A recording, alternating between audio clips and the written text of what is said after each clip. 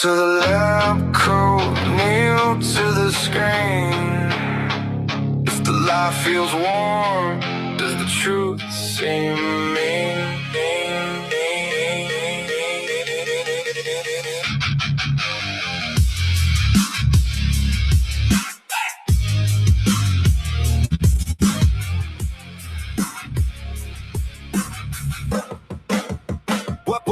Welcome to the cult of comfort and pride, where questions get you canceled and sheep get a guide. Science is sacred as long as it's sold, wrapped in a logo and funded in gold. They wear their masks like medals, their degrees like chains. Never looked at the stars, but they chant the same names. NASA said it, I believe it, that's that. Even when the rocky clips fade to black, you show them maps older than Christ and they'll laugh in your face. Say Google it twice. Truth don't matter when ego's involved. This ain't curiosity, this is a cult. It's a comfort cult. No facts, just faith. Don't think, don't dig, don't dare escape. It's a comfort cult built on control, where truth is heresy and doubt is a troll. Obey, believe, repeat the defaults. Welcome to the comfort cult. Welcome to the comfort cult. Yeah. Look, they'll fight to defend what they never prove. Quote the textbook like scripture, you never move. They let us say settle when it's barely begun. Then mock you for asking why water don't run. Flat earth, you're insane, hollow earth too much. But a spinning ball with ocean stuck, that's clutch. They kneel to the gods, science, progress, tech, worshiping data they never did check. It's not about truth, it's about tribe. They just want to belong, they just want to subscribe. So go ahead, laugh, deflect and insult. But deep down, you know, you're in a cult. It's easier to mock than it is to see. It's safer to sleep than it is to be free. Comfort is a cage made of Wi-Fi and pride, and most would rather die than look outside.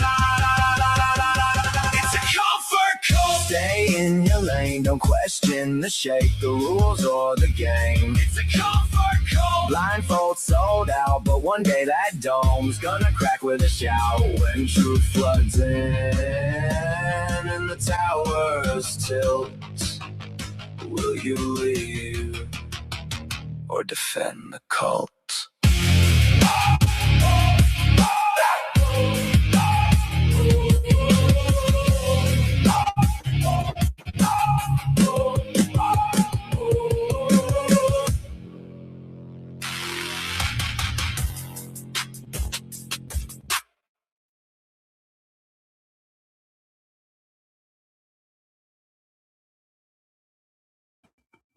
Hey, what's up? Hello. This is Vikka Draziv. How are you guys doing? We are finally back on heliopsychosis. Alrighty, we've been missing for a couple of weeks. Just been too busy, too many things to do, starting of the summer. Yep. And it was required to, some of my people, my friends, know that sometime I have to go on some kind of journeys. So that was also one of the reasons. So that was awesome to have those couple of weeks for that. And also the people who know from a couple of years that been following us on heliopsychosis know that our timetable of the summer is our timetable. So some people might be a little confused why is the show a few hours later. So that's our summer timetable, and it's great. We're trying to adapt, right? As you all know, it's much more busy schedule during the summer, especially for me. So, yep, finally we are here. That doesn't mean that if we are not doing tonight's show about Mr. Jaren and their trip to Antarctica, we still have an episode left out of that, so make sure you are there. Maybe next week we're going to try to do that. And I didn't want it to dedicate a beautiful day like Father's Day and solstice tonight to these clowns, right? So that's why we have a special guest tonight, and we are glad to have her here. Okay. I was going to play the whole video, but because there's just so much information in the news right now that I wanted to maybe I'm going to share the whole thing and not interrupt. And just there was questions in the live feed for that video that I did not see because again I was on StreamYard and so I wasn't looking at comments. And so I do hope that like definitely for the next podcast I will answer questions on that because there were some that I have done videos on before and that I could have explained, but again I didn't. So anyways, not to ramble on, but I'm sure people are tracking like the news in Canada, what happened not yesterday but the day before regarding the Montreal shooting. And then you have a far left radical. I read the entire manifesto that was released early on, and even that day, I was talking with people from like the media that I talk to regularly and have for a number of years, 4 or 5 years now in some cases. And I was just talking about my frustration regarding Ezra Levant and Rosemary Barton types, again, completely reinforcing a bias that honestly like does not at all explain what happened and the situation regarding it, right? And so I have said this for the last 2 years as part of my my New Year's prediction videos, and so take a look at those. And I literally said that domestic terrorism was going to be absolutely on the rise. It was going to be more regarding the far left, and as we see, there's even information that we are not that people are not appropriately reporting because again it doesn't fit their bias or their agenda. So because this guy was a communist, an incel, and I don't even like that word because if you are involuntarily celibate, that's one thing, but if you are someone that is not putting in the effort as a man or a woman to be there for you, to be a good partner in a relationship, then that's to me like often can also be voluntary. So if you're playing video games all day, you're not working, bad hygiene, or again you go down these like rabbit holes in these echo chambers that reinforce biases that just like again it's not based on reality, no one's going to want to date you.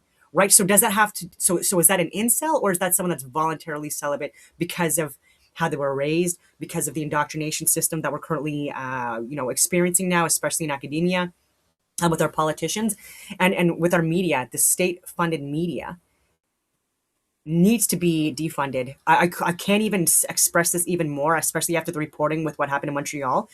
And again, not at all correct. And if you look at his manifesto, it was anti-capitalism. He was talking about Western bourgeoisie and banker types, etc., and a lot about women. And again, this guy sounded like he read Yuval Harari's books. Again, talking about like the reptile brain and all this bullshit, right? Like not at all someone that clearly believed in God and hated Christians, hated Zionists.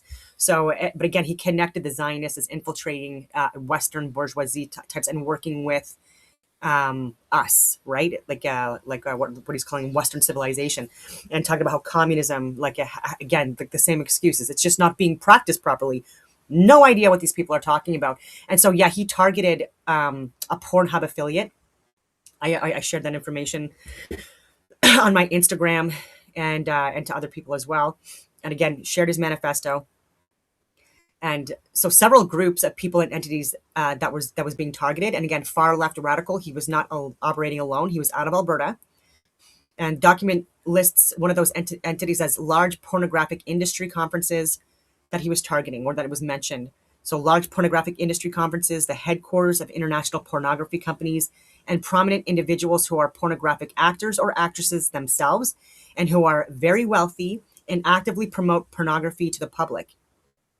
The shooting on Monday took place near the offices of AYLO, AYLO, the parent company of Pornhub. And I've talked about again in Montreal how there's affiliated Pornhub companies, and so this is common knowledge, right? And so it is again, I think that porn has completely destroyed our society in so many different ways. The access to it, the type of porn that's out there.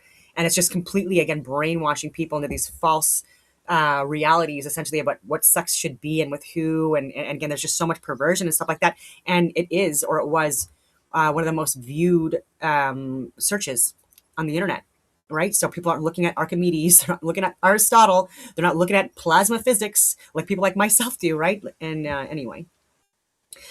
And what people also don't know is that there was also one that was scheduled for the friggin' UFC event at the White House. Did anyone hear about that? I don't think so.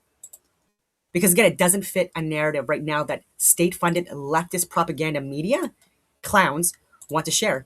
And when you don't share the truth about what has happened and why it has happened, then this is where people are not going to be able to address the core issue, right? We can go and try to manage the symptoms all we want, right? But we have to look at the root. And Carney types and the people like him that have been funding, again, this DEI, woke ESG, communist garbage now for the last couple of decades, people in prestigious Ivy League schools, etc. as well. Yeah, not helping anyone. Low IQ. So this is the story regarding the UFC event. So the media have spent 0 minutes reporting on the illegal alien mastermind behind a planned attack on the White House UFC event, and have downplayed the entire story. And there's only one plausible reason why. And again, it's to, again, not actually share the truth.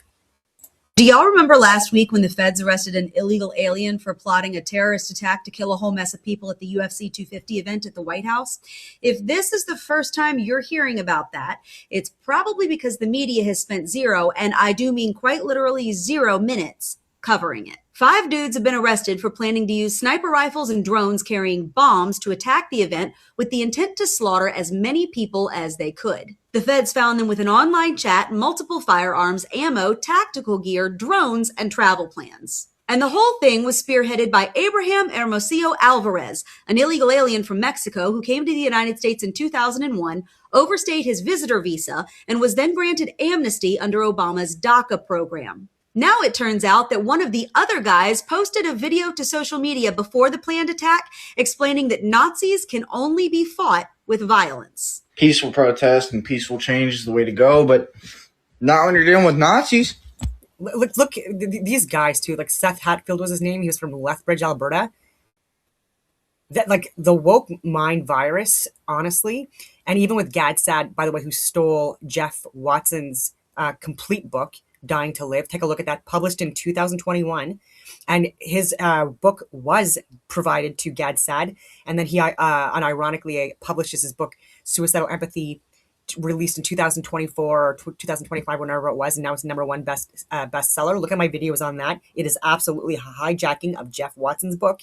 And he did get it. And then a couple of years later. And this is what I mean. Like, you talk about people that are so high IQ, etc. If you're stealing people's work, how does that make you anyway? And so these guys as well, because I'm going on all these tangents, but playing video games all day and communicating with people on Discord or on the video game platforms, again, this is radicalizing people. They're in an echo chamber. This is international, and it's gotten so crazy. And like even with Seth, this guy, I don't even like saying his name, a student at the University of Lethbridge. I'm wondering what this guy was being taught and who was in his groups, armed with a long gun and dressed in military-style camouflage. Never served a day in his life. And again, like this is what I mean. People love to play dress up, and even and I will talk about the law enforcement as well. And it's tragic that Constable Mohammed Lamine Ben-Roudouin, 34-year-old Montreal police officer, was killed. And if you take, and I'm not going to share the video on here. I've seen it. I did the frame by frame because of again the female cop. The possibility that she shot the civilian. It does look like that. And again, more investigations need to come out, body cam footage, etc., and other angles. And so even with that, again, there's a lot of people, again, commenting on that. And I will say that as someone that was in the infantry for 15 years, deployed, and then post-military, did multiple contracts with executive protection and et cetera, and advanced firearms training, I will say that law enforcement, I would say like the general population of law enforcement officers do not get near as much of the training as they should be. And a lot of it is because of their own, like not being accountable to do their shooting at least once or twice every couple of years. They're supposed to be current.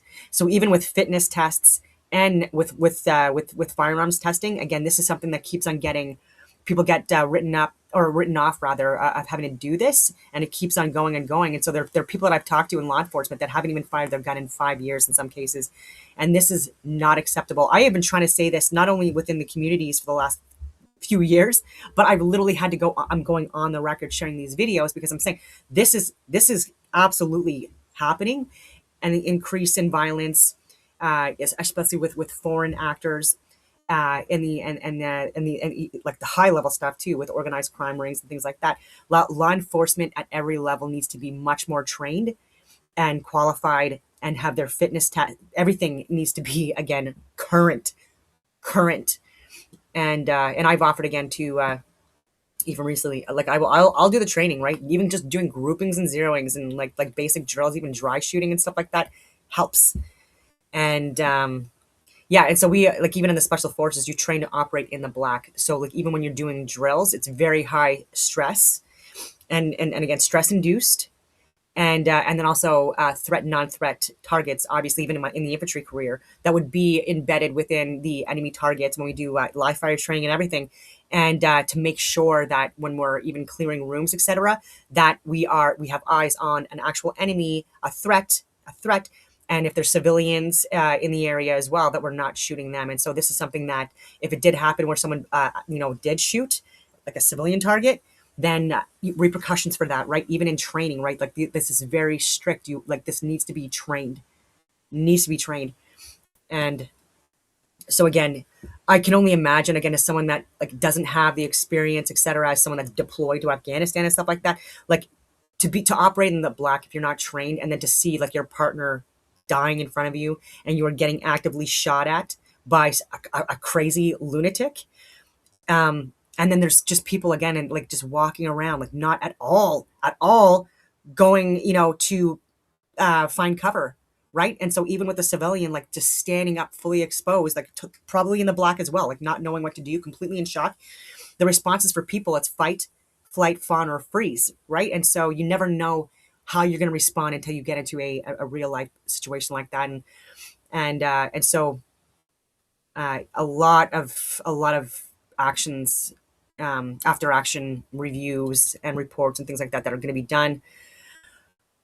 Craziness all around. But I'm going to reiterate, for anyone at this point, RCMP law enforcement, that think that the far right is the biggest threat to Canadians, like because someone works out too much or because they voted conservative, or they're speaking out on like the massive amount of illegal immigration that is in Canada right now, they're considering that to be like the biggest domestic terrorist threat. I think that needs to be flipped.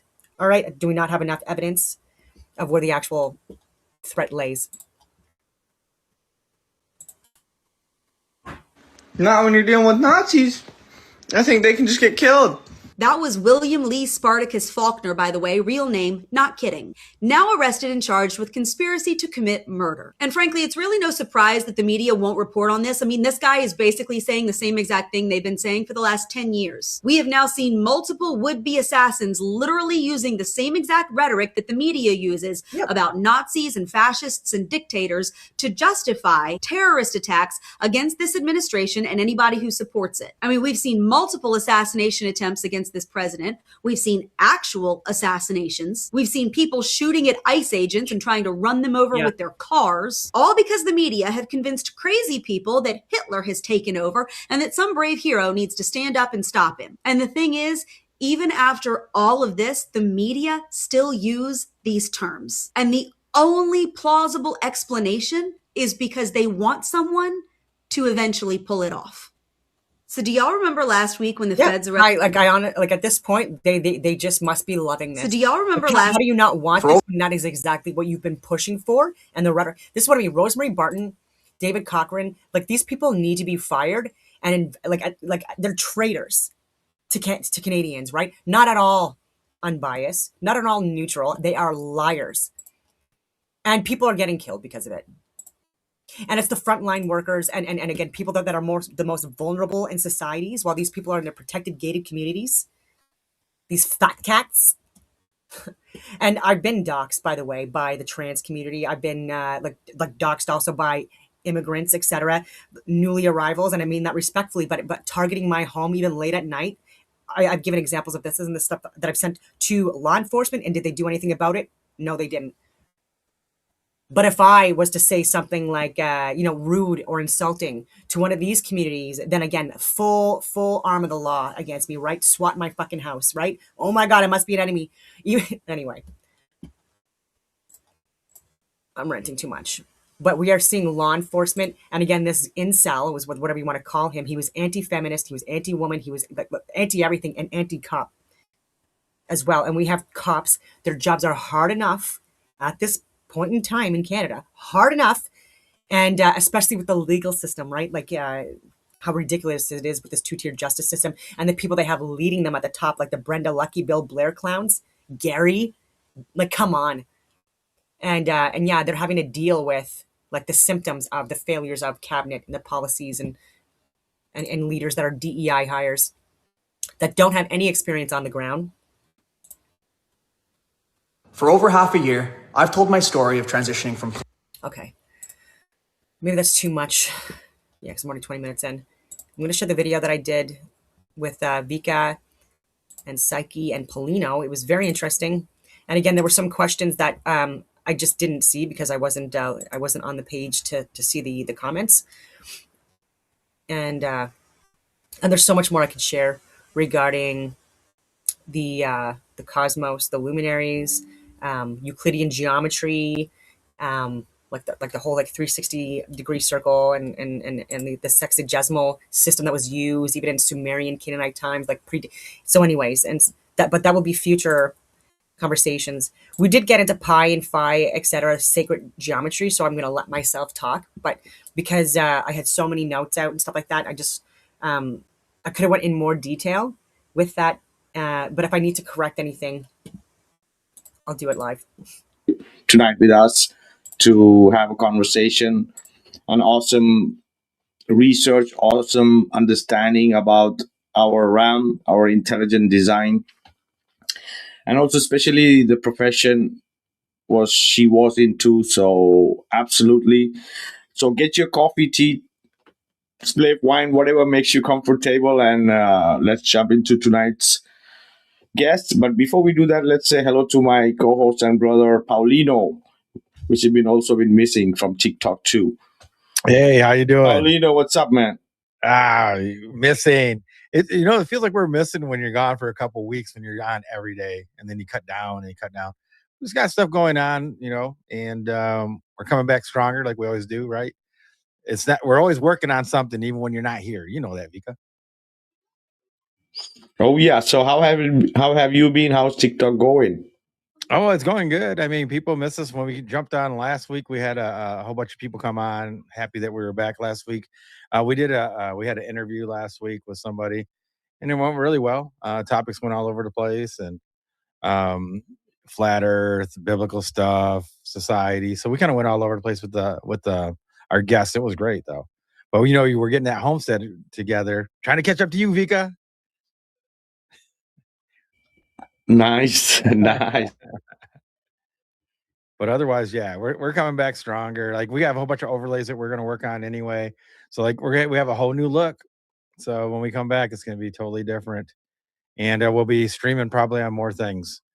We had 4 or 5 that we used to do, but now we'll probably be up to close to 10 live at once.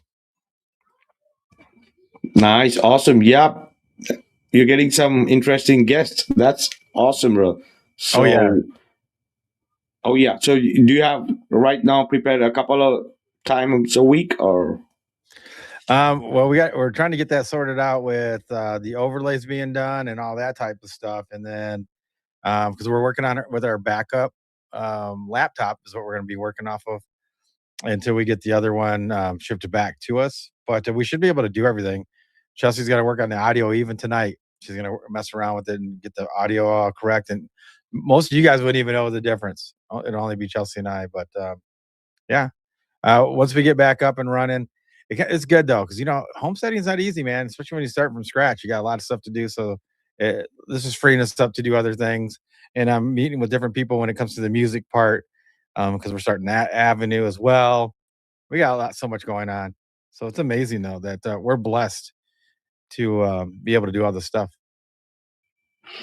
Oh yeah, absolutely, brother. It's awesome to have and see the sun every day, right? Like above you and from rise to set. If you are, no, it's not the same living in a concrete jungle, and for sure, and growing your things makes you so much independent that you can even think of, right? And especially these what you things you grow is food for the soul. So absolutely. So do check out people in the chat, Paulino and Chelsea B. Michael on TikTok, and also the flatouttruth.com. Thank Absolutely, you. brother.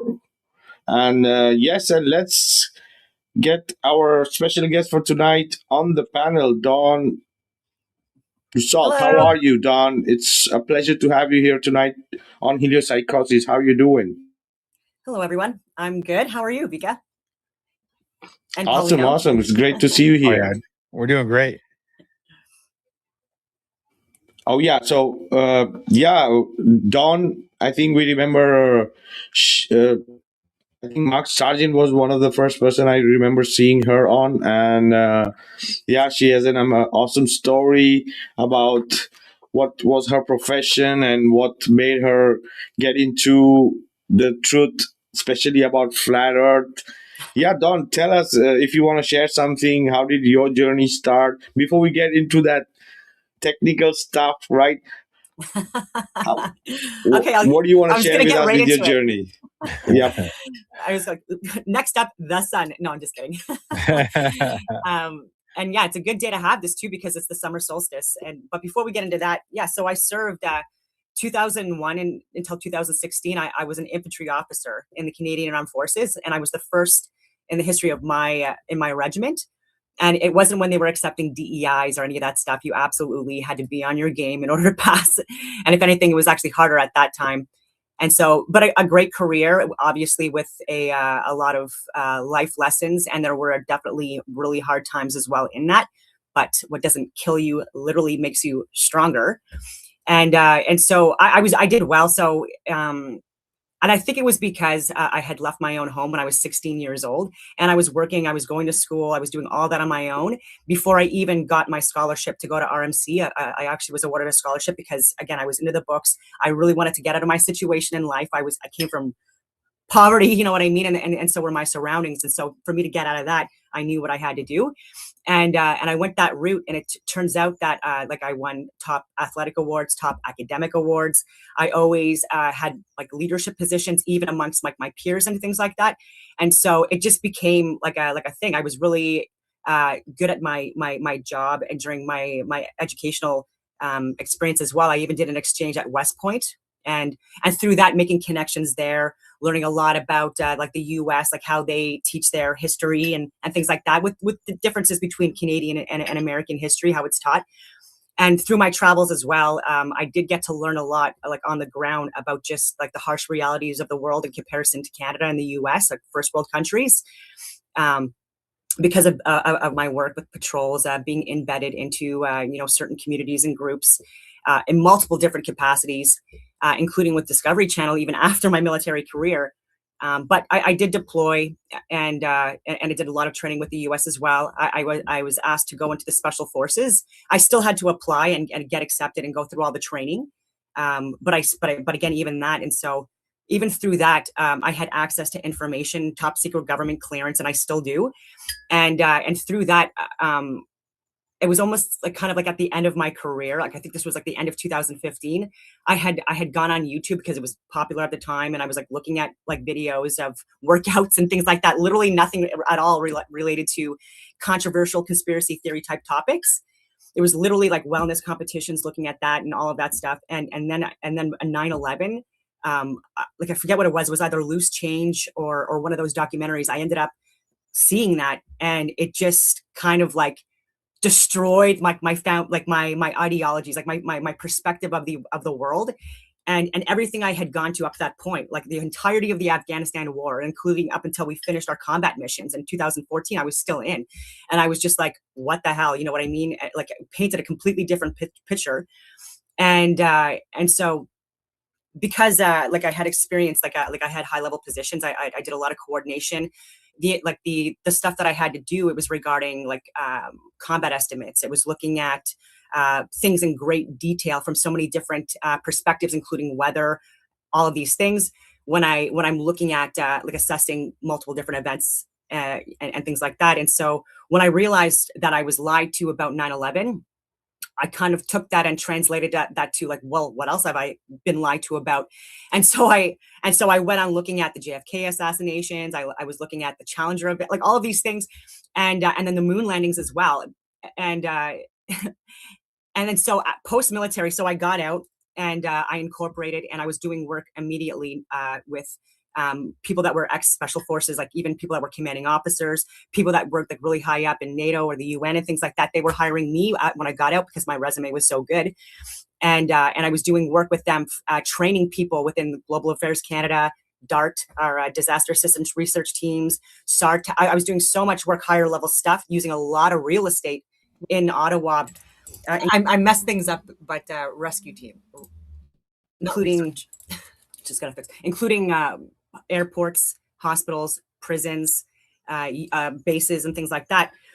And through that work, I was hiring people that were 25 plus years homicide detectives, or people that were former special forces, or people still serving like Ottawa Police Services, like our local police, higher level police, you name it. To help me train people that were responding to natural and man-made disasters internationally. That was literally my first contract, was training people to respond to natural and man-made disasters before anyone hits the ground. And so even when I was in the special forces, I had done training where we were the ones responding first on the ground based off of our responsibilities and things like that. And then doing that work. And then so that translated into me doing that work in assisting Global Affairs, who would be the ones doing the link up with us first, as well as the other things that we'd be doing separate with Global Affairs Canada, which is like the equivalent to like your Homeland Security types in the US, not yours because you're in Spain. And Paulina, I don't know where you are, but but anyways, I'm all over the place already. And so when I started looking at different events and how to respond even in natural events, I was like, that kind of like looks like that might be man-made. And so when I was doing this work, I was trying to share this information with people like the directors of Global Affairs. I was trying to send this to people that were like the business owners, right, of like these security companies I was working with, private industry, that were working with government. And they didn't want to do anything about, like, they just didn't want to hear any of it. And then COVID hit. So I was like, okay, whatever, I'm not going to push this stuff. I'll still do all of this training. I was doing executive protection as well.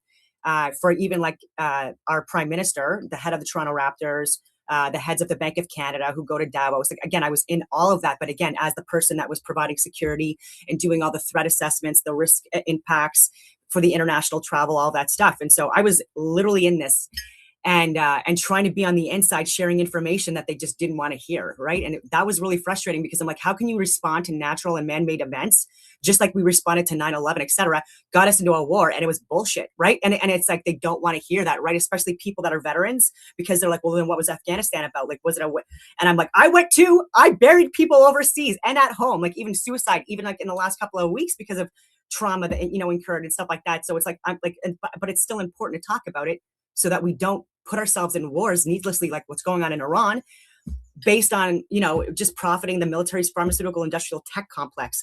And so as a Christian and as someone who, even in my military career, would call things out, if, I would like not anyway, like we were trained never to respond to like unlawful orders, right? And so even in my military career, I'm all over the place, but we learn about the rules of engagement, very important.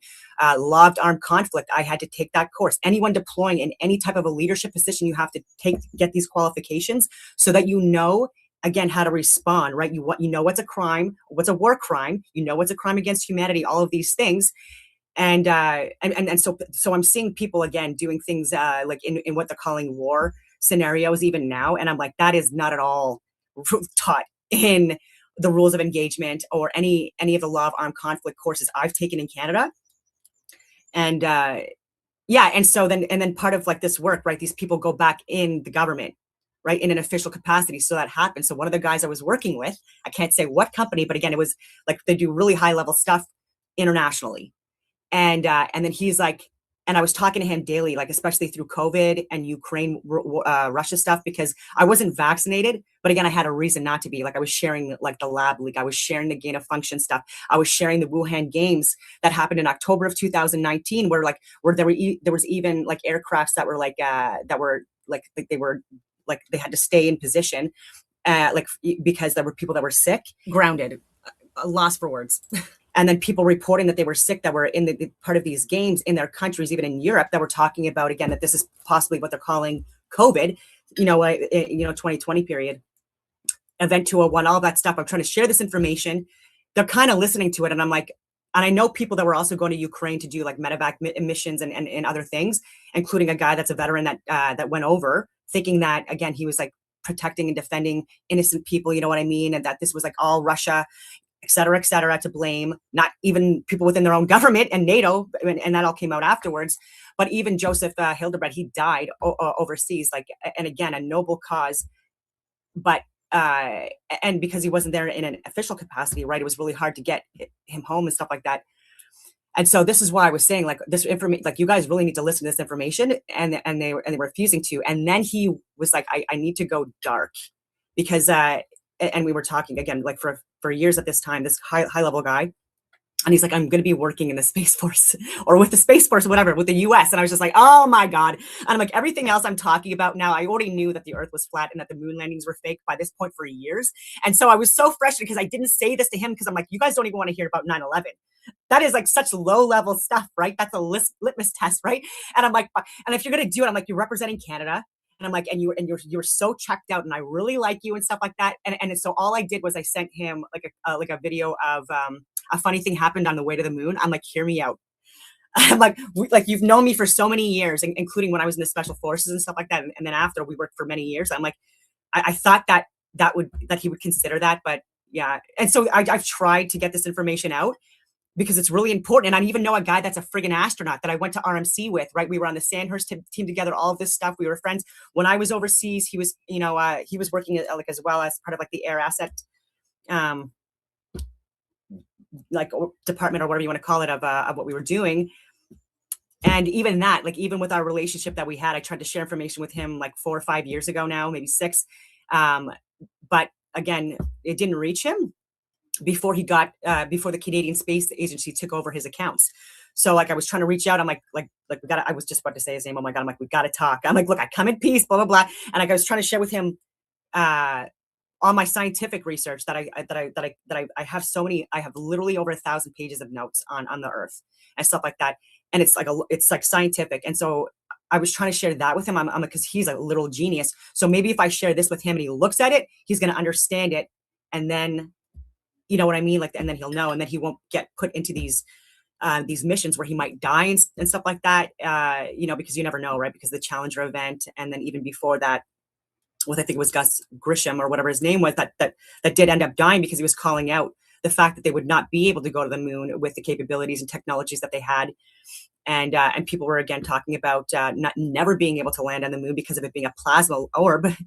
And but yeah, and so it was during COVID where I was really like, you know what, and I was already doxxed and being surveyed because of COVID, and so were people within my network, like verifiable, like Helen Bruce, for example, through our network with higher level stuff, and yeah, and so I'm going to keep on it, but like the people that I've tried to reach about this information that I've worked with, like even beyond military, they have a vested interest in not having any, like, not at all wanting to touch this, because they're making a lot of money with these contracts, especially, companies that I've even called out that are, cybersecurity companies, intelligence companies working with the government, like that even have our leaders, former prime ministers, part of this organization that is absolutely psyopsing people, and a former, like, commander of CANSOFCOM, again, part of these cybersecurity networks that are operating out of Tel Aviv, Jersey City, and Toronto. And anyways, that was a Oh huge yeah, rumble. it's crazy. Damn, it's like, yeah, you've been everywhere and having these kind of experiences and seeing it through from the inside, right? What's the problem, right? As I mentioned you too, right? There are so many other people also with similar profession like you, and also like very technical and engineering and pilots and radar navigations, and there are so many other people also. Yeah. They want the people to wake up, right, and see the truth, because who else is gonna, right, like, no one 100%. is just gonna believe anybody who is just like a conspiracy theory, right? Having that kind of background and experience and professions, right, really makes that testimony out there, right, for the people to realize. Because as you mentioned, like there are PTSD problems, right, and apart from, right, and many other things apart from all that violence that is not required, right? So should be for a reason. So one more question for you, like then you like few years already you've been a flat earther. What really got you, what part, because I know there are could be many various reasons which you said, this is it, right? What is your favorite one, two, whatever, right, that made you believe like that, that's it, I don't need anything more? And That's a go good ahead. question. I would say because I had already not trusted like even like scientific even textbooks, because my brother, who is an actual genius, he I didn't explain it as well as I could have, because again, put on the spot.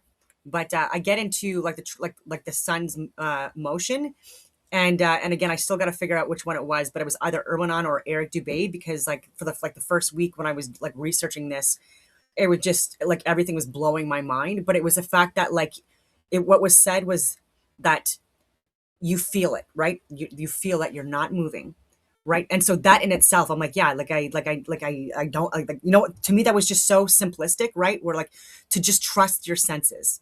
Long story longer was to trust your senses, right? Like look at how things work, right? Trust your eyes, trust your senses, etc. And the fact that we're not moving. And I know that sounds crazy to people that are just listening in, and you might be here for international news updates and things like that. But this one is again is a very important topic, and it is still something that's controversial. And I don't know why, because this is something that it shouldn't be divisive, right? This is about breakthrough, not even breakthroughs, but like rediscoveries of ancient science and mathematics, etc., sacred geometry, and how pi and phi and all these the golden ratio, the Fibonacci numbers, like where did they come from? Where did they come from? And it comes from the luminaries and the ratios of the travel path of the luminaries in relation to the sun and to us as the observers on a flat stationary Earth. Even with a 360-degree circle, right? That people keep on saying is like, how do you get the circumference? You know, they talk about that like a sphere. And in order to get the circumference, again, like people like in this community that want to, not in the community, sorry, that people that are part of the globe community that are trying to debunk flat earthers, you really have to understand where time came from. The 360-degree circle, the sexagesimal application of that, how to measure the circumference, right? It's two-dimensional, and it's based on what we call the great circle, the largest circle of a sphere, or again, the base of a cylinder, the base of a cone, etc. So when people tell me that, you know, like talking about the circumference of a sphere and talking about latitude, etc., you already, to me, and I mean this respectfully, sound ignorant. And even when I was on TikTok yesterday, like people were on lives again trying to talk about a sphere, and I'm like, do you not know the difference between Euclidean geometry and then for a sphere where where there's also depth of volume, right, that you have to factor in, right? And so there's a huge difference between 1, 2, and 3-dimensional objects. And again, how to apply mathematics and where we get the 360, where we get the 60 minutes, the 60 seconds, etc., from the sexagesimal application. And again, this predates even Greek mathematics, etc. And yeah, he corrected a science book when I was young. And so this is when he was a teenager. He was doing like advanced math courses and things like that. He had to travel like a couple of hours away from where we lived, even to get like someone that was able to teach him, even when he was a teenager. It was crazy. And so because of that, like it kind of like that in itself, like was like, okay, wow. So even like science, like even facts can be wrong that we're reading, right? And so I would say that like probably like 2019, 2020, I was already disillusioned and knew that like we were lied to about things like 9/11, the moon landings, the JFK assassination, all of these things. And then this was like I was sharing information with people, and in my work as well, I'm also like an informant or an asset for certain people. And anyways, and so through that network, people will share information with me and they won't say anything about it.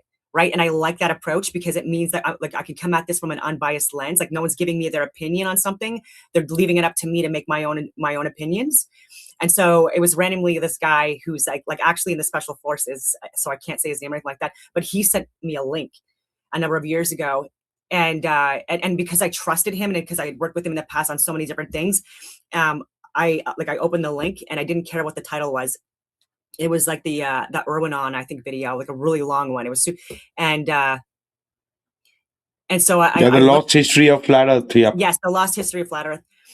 And so it took me I started it, right, and I had an open mind. I didn't want to dismiss anything because that's not how I look at things, right? Like I don't want to have a bias, and so I was going through it, and there was things that made sense to me, right? The things that were being that were being said, like it was clicking, and then there was something regarding like Eric Dubé. It's something that he had said. It might have been in that video, or because like during that same period, that week period, like I also found Eric Dubé's Lost History of Flat Earth or whatever it was. I forget what the title is. And that was like the 6-hour long one. And so like both of those, I was going through. And so it was during that time where I think it was Eric that said that based on the fact that the sun does the east to west rotation on a daily and annual basis, right? Like that, therefore, like the model that we were given, like makes no sense. And I was just like, oh my God. And then they were saying like 93 million miles away. These are all things I didn't know the details of, like going through school. It wasn't taught, right? Like 93 million miles away. I mean, it may have been, but really like not a lot, right? It's only once you get into, like post secondary or after high school that when you start getting into like more into astronomy courses and things like that, I guess you would get this like in more detail. But the 93 million miles made no sense to me at all. Like looking at like even like the inverse square law and things like that, even with that and lasers and lights and like the distance, like and then all of that stuff. And then the fact that they were saying that the and it was just like the travel path of the sun, right? That the fact that like I do see that it travels from east to west, like approximately 15 degrees per hour average through the zodiac signs. Like to me, like that makes sense. And so if you cannot be a globe earther, sorry, you can't be a flat earther, the opposite of that.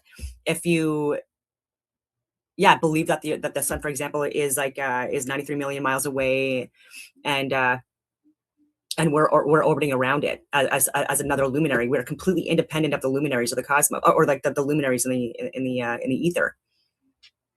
Nice. This Earth is like the flat plane of existence, like the habitable region, and the luminaries are independent of that, but do impact it. Yeah, you're exactly right. I think it's interesting. Like in school, they don't teach you, like they'll tell you one part, but then they'll tell you the part that would challenge that. Like if we're going around, like even the moon coming around us, it has to speed up. It would have to speed up to keep up in the circular orbit around the Earth while we're keeping up with the sun. It doesn't really, because we're going everywhere in all these directions and speeds. They don't tell you, oh, well, it speeds up to catch up. Mm-hmm. It speeds up to catch up. That's the only way it would work. And we know it doesn't do that. There's no way. And the more the more people can look into the sun and from the frame of reference of like the greats of the past, like Eudoxus and Hipparchus and Tycho Brahe and Ibn al-Satir and Tusi, like these people mapped it all out. And if you even look, I've shared this multiple times, but there's multiple there's diagrams for a frame of reference of exactly what people from like the past thought from multiple different events, civilizations and cultures, where this is an enclosed system, right? Like even with the Antikythera mechanism and these armillaries that we see all over the world, right? Where we have it does look like a globe, but again, that's the container, right? If you want to think of it as a snow globe. And then you have the constellations and the luminaries again that are making that containment and also the field lines, like the magnetic field lines from the center, but that create the toroidal and poloidal fields like that contain this cosmos. But within that, the luminaries travel within. The Earth was always at the center in these models, right? And then the luminaries were traveling above, right, within, but within like within the heavens, right? And so, oh yeah, this is the thing. Adding to what you're saying, That's the reason many of the Globetrotters also they say no. The Greeks were saying that the Earth was a sphere. These people don't do their research properly, right? Exactly. The Greeks were saying the universe is a sphere, right? Not the Earth, Yes. right? They always represented the Earth parallel, right? And the rings and all the so-called looks like a solar system is the luminaries that orbit around, right? Meaning geocentric, stationary, flat, and you count that firmament as a circle, as a closed, right? Exactly. Yeah. So even with like the sun, if and if you don't mind, like we can get into it, but like because it's the summer solstice, the sun is at its highest point in the sky, where we have the longest days and shortest nights in the northern hemisphere.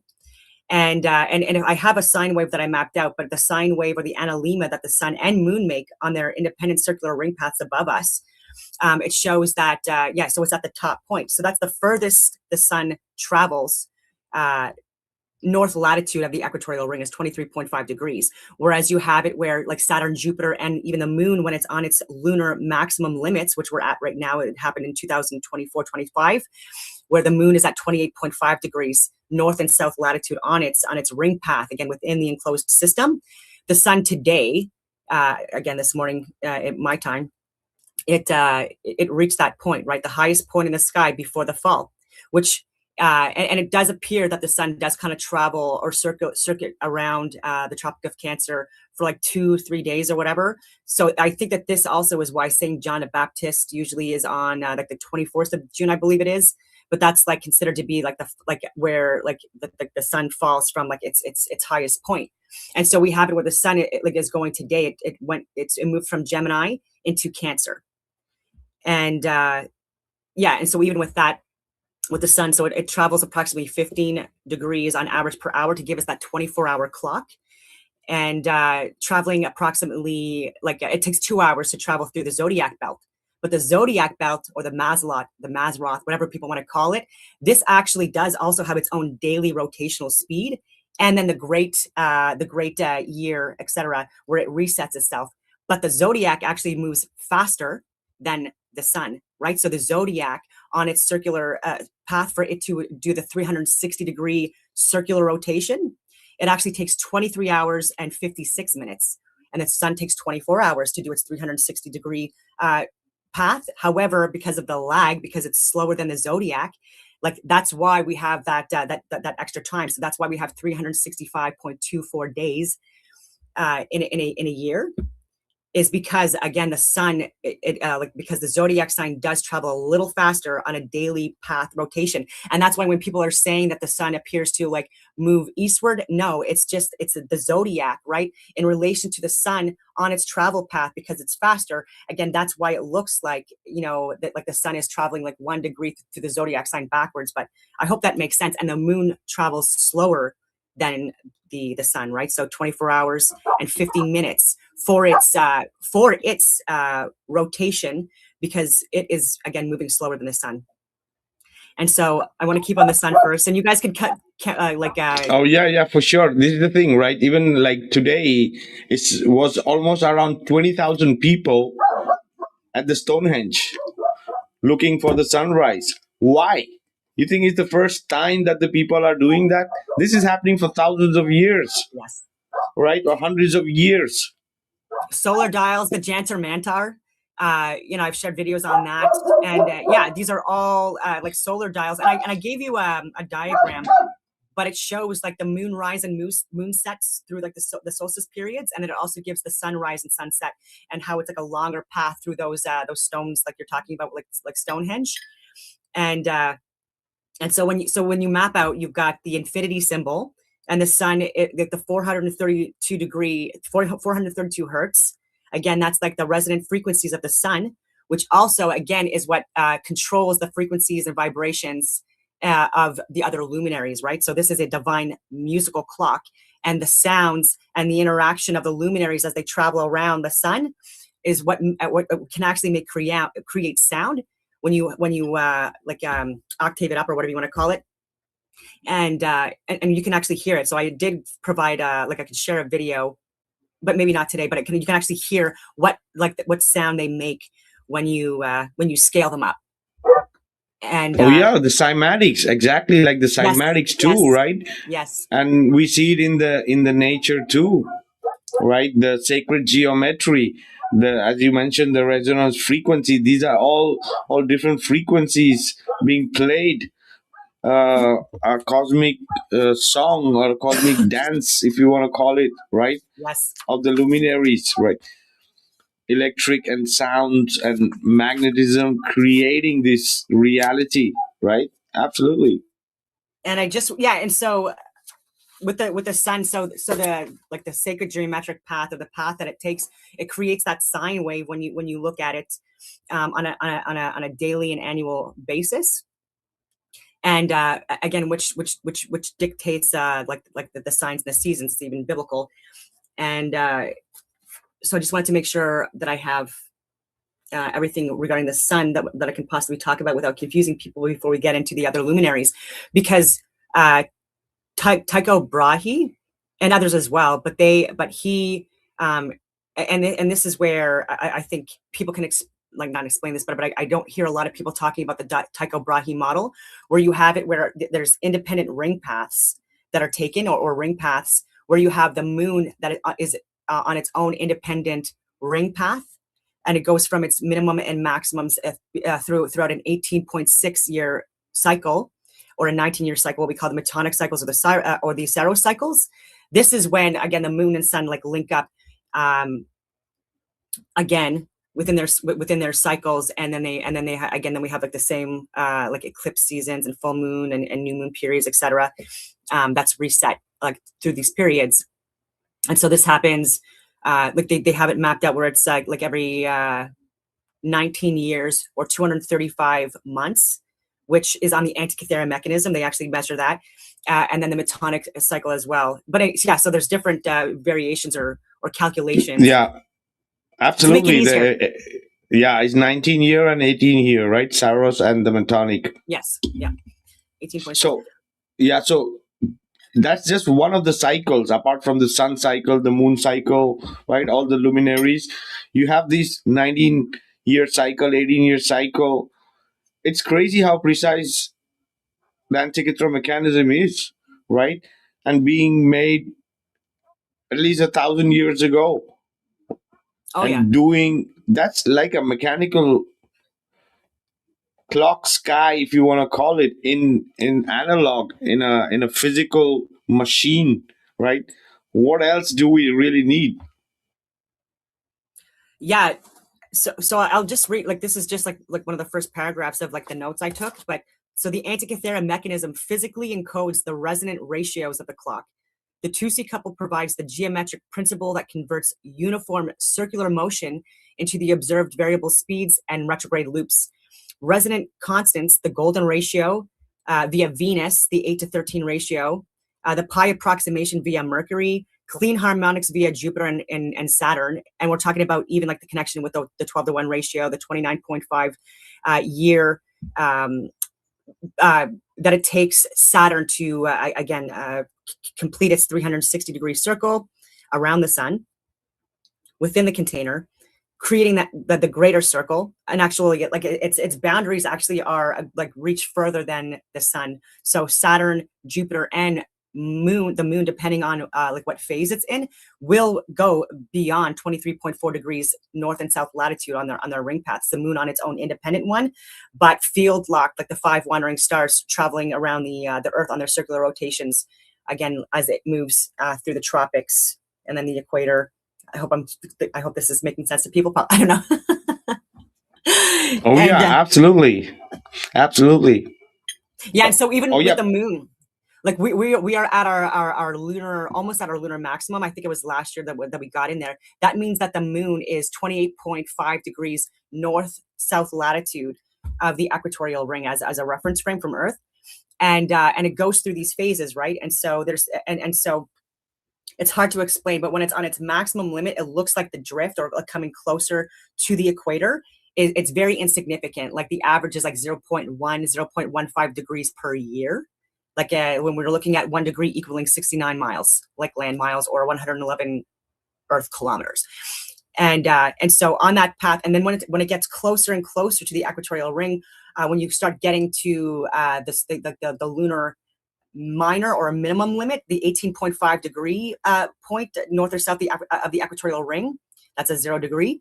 That's where that like the drift or whatever, it happens at a very accelerated rate, right? So you go from like a 0.1, 0.5, 0.3 on average drift to like 1 degree shift or drift, even in like a 3-month period, right? So like in a 1.3 year period during like the lunar minimum limits as it's traveling the lunar, and that will be in like 9.3 years from now, then that's where it could be like a difference of like 5.6 degrees, right? Where like the average would be like 0.54. So it's very significant of like this drift. And this also impacts the seasons, right? Like how far away the moon is away from the sun on its circular ring path does also influence, right? So the further it is away, like there is like if there's more influence on the seasons, especially for the heat, right? Because it doesn't have that, we don't have that cooling effect of the moon as we do when it's closer. And so what else about the moon? Also, even that being like some kind of a like using plasma physics, some kind of a plasma or orb or luminary, centripetal forces, but that also has like a reflective sheath, like a mirrored sheath, that which is why like possibly again we could see like it looks like an X-ray, but of the Earth again imprinted on the moon, right? But this not being a physical rock or object, right? This being like a mirror effect based on again plasma physics, cold fusion plasma physics again, and this sheath and the containment because of again like confined like magnetic fields, and influences again obviously the atmospheric pressure. So does the moon, so does the sun, and then with the tides as well. Like the movement is based on like how close these luminaries are to us. For sure, for sure. This is the thing, right? Before we continue into that, the moon, like even the Antikythera mechanism, apart from it doing all what it does, is also a selenograph. What it means that it measures everything what the moon does, including the phases, the eclipses, and everything, right? So it in itself is like a two gadgets, right? Apart from being a cosmograph that is graphing the cosmos, including all the luminaries, and it's a selenograph, right? Everything what the moon is doing, that's amazing, right? To have that also in this machine, right? And other thing I want you to mention about the importance of Venus, right? How it's the pi doing that golden ratio, and why it was so important for many cultures, and why especially the Hopis and all these people were going behind the Venus cycle, because it's was supposed to be that golden ratio, right? Go ahead. Oh yes, I'm just gonna get because I want to make sure that I get this. Okay, so Venus completes one circuit around the moving sun in approximately 225 days. So one circuit meaning 360 degrees around. So so it reaches this maximum when the greatest elongation east or west of the sun occurs roughly 584 days. That's not really important. It's resonant ratio and solar circuits to 13 Venus circuits. This is a Fibonacci's pair, like in order, right? So you have produces a perfect 5-petaled pentagram, or the rose of Venus, over 8 years. So what it means is like for every 8 years that the sun circles around the Earth, that means that Venus, again, it's field locked to the sun. It's rotating around the sun 13 times, right? And it does a 360-degree circuit around the sun every 88 days. And so when you map that out, and I did give diagrams of this, but that shows the sacred geometric patterns that Mercury, Venus, Mars, Jupiter, and Saturn create. But it does produce, again, that a perfect 5-petaled pentagram, the rose of Venus, and then the golden ratio. So 13 divided by 8, because of the ratio, it's the golden ratio. So 1.618 approximation. And so it's literally within the design. And and Venus is again it's on the second ring path closest to the sun, Mercury being the closest. And Oh yeah, absolutely. And Venus also represents love in a way, right? yes. So imagine that, like having that connection with the pi and the Fibonacci sequence and the golden ratio, right? So absolutely. Just one second here. Yeah, Venus. Yeah, Venus rules over. It's connected to love, the color green, and like green being like in the middle of like the visible and non-visible light spectrum, and it rules over Libra and Taurus, which is interesting to me as well, because like even the luminaries, they like the 7 wandering stars, they actually rule over or rule over they rule over the 12 zodiac signs. I know that there's also people that count Ophiuchus in that, because like the sun and moon do travel again, and the ecliptic does touch Ophiuchus as well. And but yeah, like we're looking at averages. So even with the 360-degree circle, this is what makes our time and our distance, right? So like the 60 minutes, 60 seconds, etc. Like this is all based on like this math. And so with Venus as well, yeah. So like even with Taurus and Libra, these are the seasons. If you're closer to the equatorial ring, where again like life thrives more. Like that's kind of like the Fertile Crescent area, because an equal amount of day and night fairly consistently. So again, like an optimal place to live. And then obviously the further north and south you go from that band, like you're like the temperatures of the climate is more extreme, whether it be cold or otherwise. And yeah, so these are the seasons where we plant seeds in Taurus, and then in Libra is where we harvest. Harvest, yep, absolutely. Yeah, it's so much, the luminaries are so much interconnected with us, right? That's why we say, right, the angels, right, the angles, right, those vibrations from these luminaries, their cycles, even we feel it, right? Our whole life, it's like our, like cycles within cycles, smaller cycles into bigger cycles, right? The numbers, the colors, the sound, Yes. the heavens, the rainbows, right? Everything is there. I think that's the stamp of the divine right there. It absolutely is. The more I look into like the luminaries, the cosmos, like all of that stuff, the closer I find that I come to like God. I don't know if that even makes sense, or the creator. Like it's just so complex and such an intelligently designed creation that like I'm like inspired like every single day by just how incredible this is, right?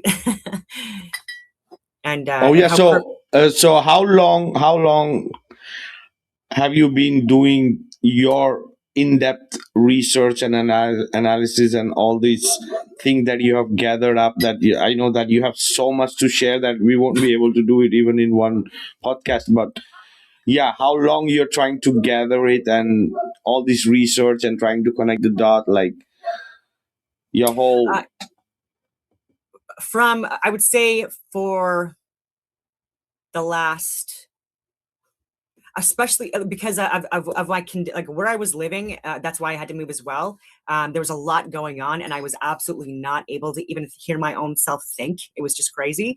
And so when I moved, like I moved to rural Canada, and it was specifically because like there was just so much that I was sharing. I was doing videos still and stuff like that, but it was only until like I would say like 2023 that I really was able to have the quiet and the concentration in nature.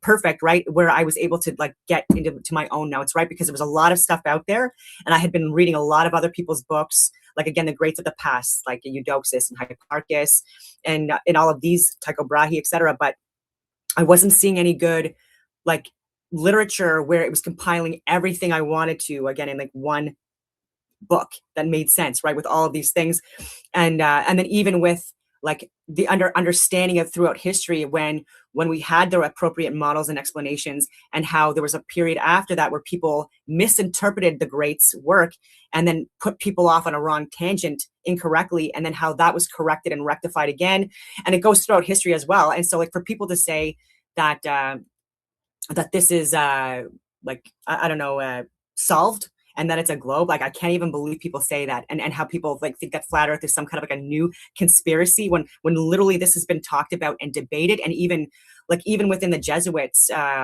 I'm going on all these tangents, but they literally were also people within the Christian, I guess, organization throughout Europe. They were having arguments with people in academia, and these people that were, again, pushing like the scientific de-evolution.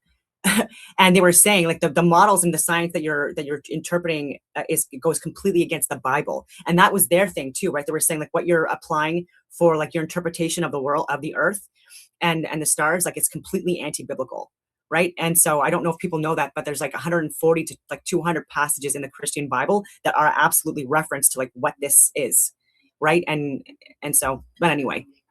Oh yeah, Paulino can add to that about the Bible for sure. Oh, perfect. Okay, so yeah, and so I guess within this community, people can see the links. Oh yeah, for sure. Oh, yeah. The sun, moon, and stars, right? I teach a biblical calendar, and it runs off sun and moon and stars. The cycle, like even Enoch talks about it.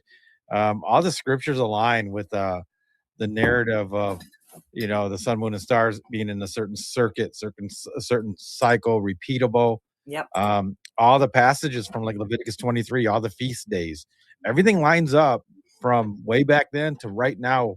Chelsea and I follow it. We teach it. There's people that do it. There's a guy in Spain that I know that actually does it. Amazing. He's been doing it for 20 years and it's never been off. Like, so it's like everything's aligned. It's in the scriptures, but people want to ignore it. They want to go to the Gregorian. And it always changes, and they skip times, 11 days here, 6 months there.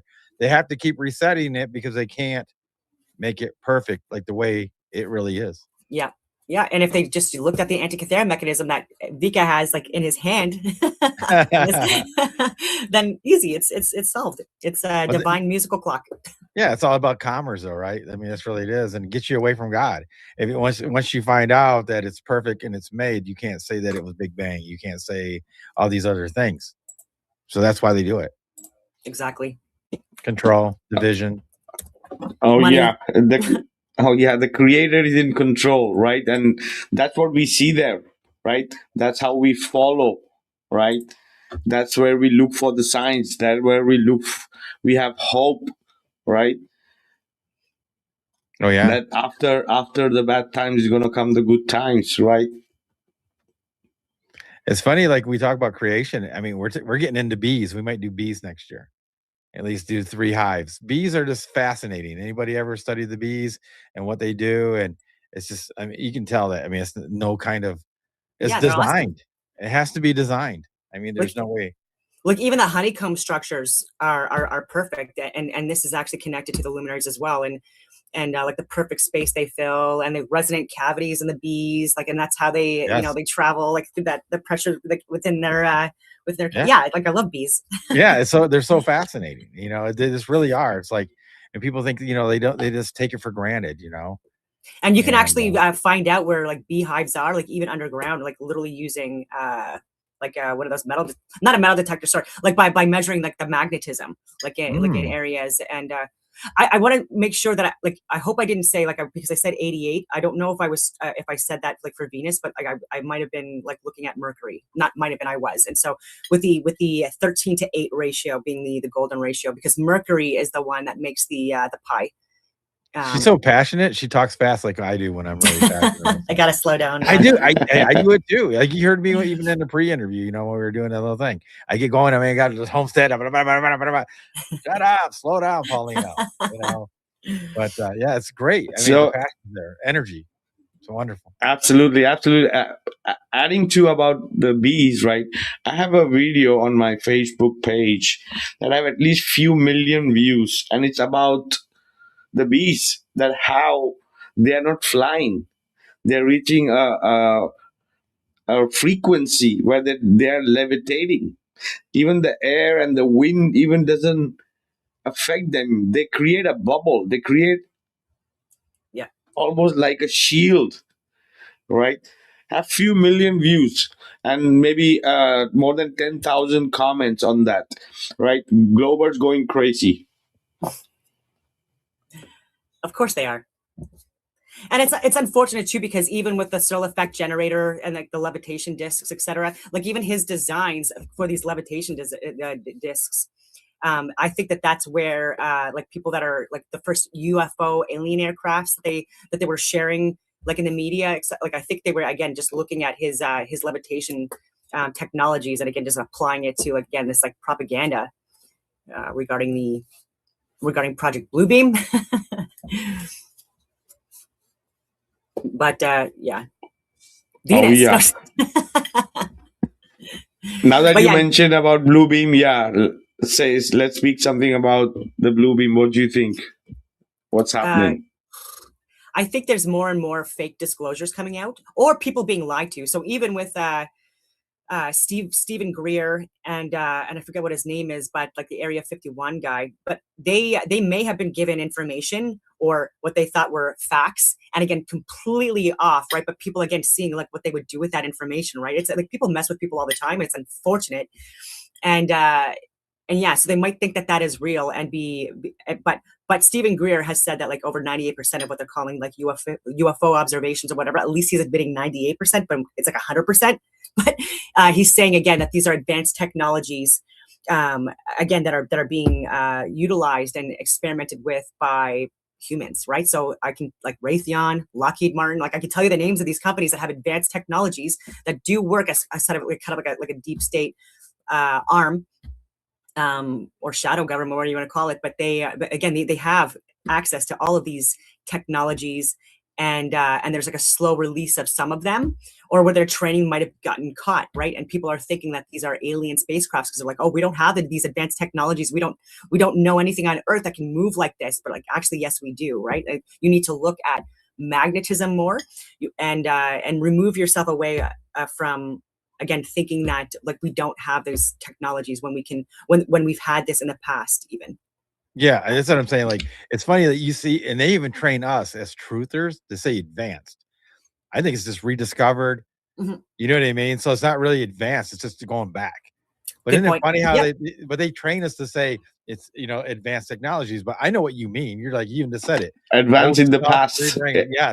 Yes, it's all it is. They're just like bringing out stuff that they hid it from us. That's really what they did. 100%. Yeah, and it's been also destroyed. There's been libraries burnt. There's Yeah. been beautiful infrastructure completely decimated, like throughout thousands of years, which is infuriating. But this is a way for people again to people that are just crazy. They just don't like nice things because again they don't understand it. Or it can be people that don't want people to know that these technologies or this infrastructure existed. Yeah, they're rebuilding the past, like all those buildings, Tartaria or whatever that you want to, like these ancient buildings. Like there's those videos going around, like in Illinois, when there was like only 500 people in this town, but they have this structure like the Capitol building. Like, who built this thing? There's like got all these, paintings and stuff, the sculptures, and you're like, who did this? And why are they doing it of Zeus and the Greek gods? Like these people that are just in a small town in Illinois, why would they do that? They wouldn't. 100%. Yeah, things absolutely. These infrastructure being rediscovered. They found it. and we are devolving, and it's unfortunate because there's so much pseudoscience that's being taught like in STEM. Actually, all of STEM right now, like essentially, it's just mind blowing. Like where we're at, right? Where like men could be women, women could be men. All of like it's just like, anyways. Like I don't know what your thoughts are on that. I shouldn't have gone on that topic, but yeah, like the pseudoscience, and so we had such brilliant people. Like I have read the works of like the people that I've mentioned, like Ibn al-Satir and Tusi and Eudoxus and Hipparchus and Tycho Brahe. The works are just incredible, and like and everything they put together, and again with the Musica Universalis and things like that. Like even with the more esoteric literature, even though like they're misinterpreting a bit of it, it's still like there's so much knowledge in it, and people are not at that level anymore. And it's because we don't even have public debates, right? Like we're not getting along anymore. It's like left versus right, this versus that, etc.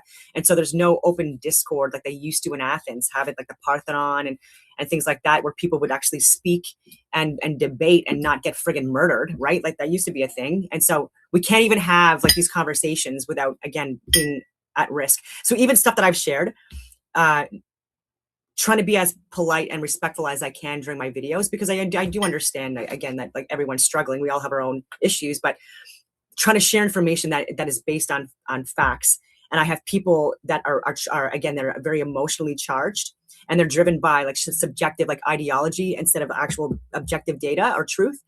And they are, again, like, it's been like, I've been doxxed. I've had my address doxxed. I've had people swat me. So they're literally lying to me, to law enforcement, literally lying to me. And where I'm able to prove it, luckily, but even trying to get accountability for that, like it's not happening. And so it's like, wow, like if you are sharing the truth, even when you're respectful and sharing facts, again, as a veteran and an international security analyst and all these things, I'm getting these low IQ, and I mean this respectfully, clowns, these Karens and stuff like that, that are literally, again, like they just would rather me die because I'm proving their ideology wrong, right? They're so weak that they have to like shut people down because they don't want to have their foundation rocked. To me, is so weak, right? And so this is where we're at. Sorry for the rant. Oh yeah, the controllers, they don't want, right, the people speaking the truth. But the problem is also they know very well that even the masses care care less. They care shit that even now, if the truth is out there, they don't want to see it. Right? They are running away from the truth because everything we want to know is out there. It's hard to find though. It's so hard to get it though. And I'm even with all my training and my background and things like that, it is really hard to get and to compile like what I think to be the closest version of reality there is. And so I can only imagine like, anyway. Well, look at all this data you have and all this information that you, Vika, and all these different, things that are true in reality, but people are more, and they get them so addicted to the new iPhone coming out, the new Fold from Samsung, the big screen TV, Yeah. holograms so that you can have them at your graduation party. Anything, other than the reality that Or it really football, matters. right? Football, yes. Yeah. Yeah. Everything. It's Yeah. all just a distraction. People get so caught up on that. People fight over what team they like. I mean, it's so weird. And they're not getting paid. The professionals are, and these other people are fighting. It's just ridiculous. Yeah, like I've had family members block family members on social media, like all out fights over like Boston versus Montreal versus Toronto, like the hockey games. Yeah, and I'm like, what? Are you guys getting paid? Yeah. And then they use the word we. We did this. We did that. Oh, you guys are getting a check. I mean, I don't get it. Yeah. Let's deal with the reality and let's go grow a tomato. You know what I mean? Yeah. Yeah, it's unfortunate, but because but I'll even say that within even the households nowadays, like people are again, when you're not informed, and again, not your fault, then it's hard to teach your children the truth, right? And then you also have the caveat of like, if you're going to teach your children the reality of the world, it's drastically different than what academia is going to teach. So you're going to have your kids going into even elementary school or the daycares, and they're going to be questioning these teachers, right? That are like, again, like it's misinformation, and they're doubling down in a lot of cases too. So like we have people that are teachers that they're really just like sticking to a curriculum. It's all memorization. They want everyone else to memorize. There's zero critical thinking going on. And a lot of it, again, like what are they pushing in the schools? Not history, not how to read, not how to do math. They're so, again, like low level when it comes to that now, and it's not their fault. They have teachers.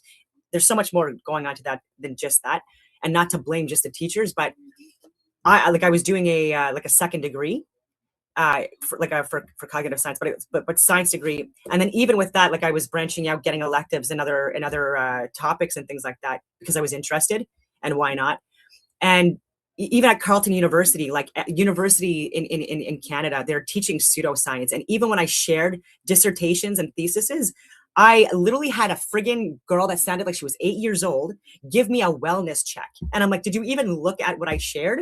Like before you, and it's like, and I'm just like, okay. And so like, even just sharing this information, like and there's, you're not even in the science department. Like this was literally, and so I don't blame her or anything like that, but I'm like, before you call me for a wellness check, first of all, I was so angry at that. Right. But anyways, I'm like, look at the work that I shared first. And anyway. And so even within academia, I was going to the heads of the departments because I wasn't vaccinated. I couldn't go and have in-person conversations. I'm like, I'm willing to give this all my work. And I've shared some of my work with Vikka. This is groundbreaking, revolutionary stuff. And academia at the top that I was even paying to attend. I couldn't even go in person. Like they just wanted to refuse to listen to it. And again, it's the septum nose rings, it's the short purple hair, it's the fat people, right, that I'm trying to talk to that are get so frustrated, but they're so fudging dumb and about basic stuff. And I'm like, okay. And so you don't want to talk to me because you're the professor, right? And even though I'm older than you and way more experienced than you and actually already have a degree, like you don't even want to listen to me. Okay. Oh yeah, it's like that. So before we continue, let's say hello to our brother Psychedelics. Psychedelic, how are you, brother? Don and Pauline, I don't know if you met Psychedelic before. He's also part of the family. So hello Vikka, my to How you brother. doing? Hello. Nice to meet you. Psychedelic. How are you doing? I'm doing good. It's good to finally meet you, Paulino. I've been watching you guys for a while now. Don, it's a pleasure. I got to catch a little bit of the show before I hopped on. I just want to say you've done your homework, man. I just want to say how impressed I am with all the knowledge that you've gathered, even just presenting in just that little bit right there. It's a pleasure to be here. Thank you guys for having me. Thank you so much. Oh yeah, you two are awesome, brother. I don't know, Don, if you checked his stuff. Psychedelic is awesome. He also goes into so much detail, totally scientific stuff, right? No pseudoscience, no making shit up. No. Everything could be really like back check and fact check, right? He's also gone into deeper books, amazing books, and he also understands a lot about this realm and all we were speaking about, right? The technologies and everything that the ancient had and how these people are trying to block it from us and being as a global, right? So absolutely. Yeah, I like to do the book report kind of videos I've been doing lately. You know, when I present my stuff, I really just like to put it right in people's face, you know, because a lot of people will just say what they got to say, you know, and I'll just kind of like put the reference right there in their face. I've just been doing kind of like book report style videos. I'm addicted to the analema, you know, that's just like my favorite thing to make videos on. And it's really important. I'm an astrotheologist, so I connect the movement of the sun to all of the ancient literature and all of that. So I go really into detail. I like to point out the details and things to really unveil a lot of the stuff that's like really obvious to us. Like literally everything that they write about has been here all along, like Yes. years. It's just right in the sky. And that they've taken that celestial story and they basically extracted that and have put it into a material type of form. And it's just being repeated over and over again. Like you said, Paulino, there's nothing new under the sun. It's all the same stuff that we're rediscovering again. It's all this technology has been here. We're just rediscovering it in new kinds of ways. It's just really mind blowing that, you know, we've just been so asleep. We've been in a slumber. Don, like how you were saying, we're in the great year, in that great processional year, we're coming out of that slumber of the great procession and finally coming into an age of enlightenment. And we're seeing it now. We're seeing the repercussions of that manifest right in front of us, which is it's just something to be a part of. It's a really great time to be alive right now. I agree. Absolutely. Yes, the story of the stars, the Mazareth, right? The astrology, right? This is how life sustained itself, right? And no, how do you say, somebody like Newton or some wrote Principia, right? The calculus, right? The stars have been doing maths from the beginning of time when the creator set this in motion, right? When the creator set this in motion, there has to be a beginning. There has to be a creator to put this in motion that we are trying to observe and record and follow, right? Oh yeah, for sure. Oh yeah. It's gonna go on even if we don't pay attention. It's just gonna keep doing the same thing. 100%. 100%. Like time stops, right? No, it doesn't. It keeps going. It See, does. if you don't recognize it, it's still gonna go. The tree's still gonna grow. The bees are gonna do their thing. Sun, moon, and stars are gonna do the same thing. It's crazy. That's why they don't want you looking at anything but your phone. Yeah. Netflix. Yeah, it's on Netflix. I just watched this movie. I think it's like From Highest to Lowest. I love Denzel Washington, but that movie was such a propaganda piece. Oh my goodness. Now I gotta watch it. See? Oh, it's terrible. We Don't watch watch stuff it. to analyze most of the time, right? And once in a while you'll get like, all right, we watch a lot of kids movies too, like animated things because we have little kids. So, like Mario or something like that. And then you can't even watch that because you go, those stars aren't real. That's not how it works. Blah, blah, blah. So like my son is a moon watcher too. He spots the moon all the time. He loves the moon, he loves the biblical calendar. He's only 4.5. Oh, really? And he spots the moon better than me, man. Amazing. He'll call it hiding when it's lunar conjunctive. He knows when it's the full moon, and yeah, he's amazing, man. It's like it's weird when you're little; they just suck everything up. Mm-hmm. So we have to tell things when it's fake. Like, oh, we're not a planet, we're a plane, and so. But he's gonna know both sides, and he knows which ones make sense, which one doesn't. Amazing. Yeah. He knows what he has to say in class to pass. We're gonna be homeschooling, but yes. Oh, nice, yeah, perfect. Yeah. Oh, perfect. Yeah, that's what I would have done. Oh yeah, absolutely done. Where you want to go next? Well, with Venus, because I just wanted to make sure that and so for the time it takes to travel one full circuit around the sun, and it's like 360-degree circle is 225 days, right? And then the max distance from the equatorial ring north and south that Venus takes is based off of when the sun is at its minimum and maximum distances as well, right? So when the sun is on its extreme southern path, this is where Venus, because again it's locked into it's field locked it with the sun, that's where it can go a couple degrees beyond that 23.4 degrees south and north latitude, depending on where it is on its travel path as the sun's traveling over the earth, like between the tropics. And and so we've already talked about the Fibonacci ratio, the perfect pentagram over 8 years, the golden ratio connection with that. But then we'll do Mercury, because Mercury is technically, well, it is closer to the sun on its path, like its circular ring path.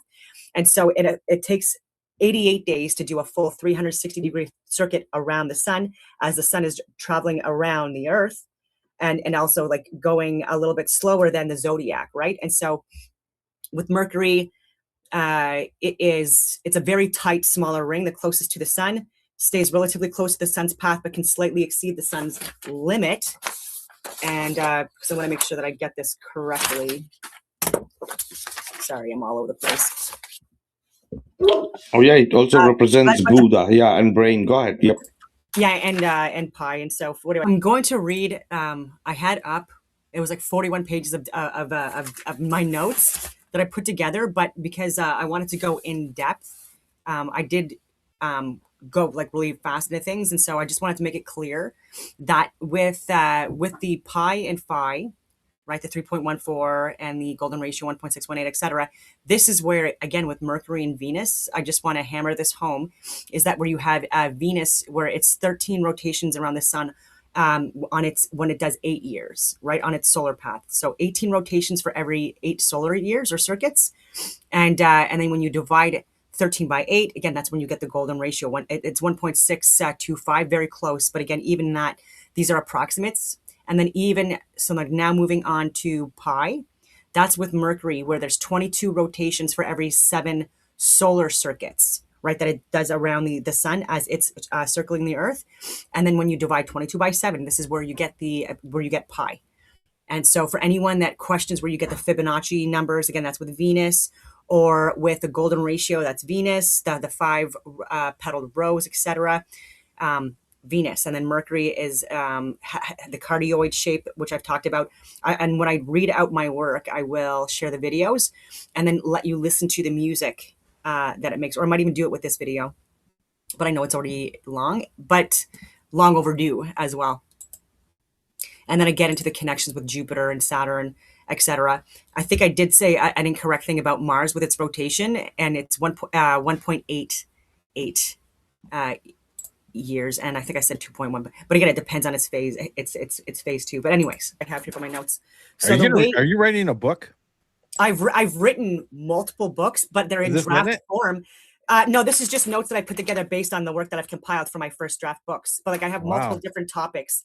This is what I mean. Like for the last 3 years, I've been compiling so much onto actual paper, not just notes in a book or like in my head and stuff like that, or Right. on videos, but to write it down. And so because it's a lot, and so for Mercury, my notes, the wave ratio. So Mercury's tight, single looped cardioid shape.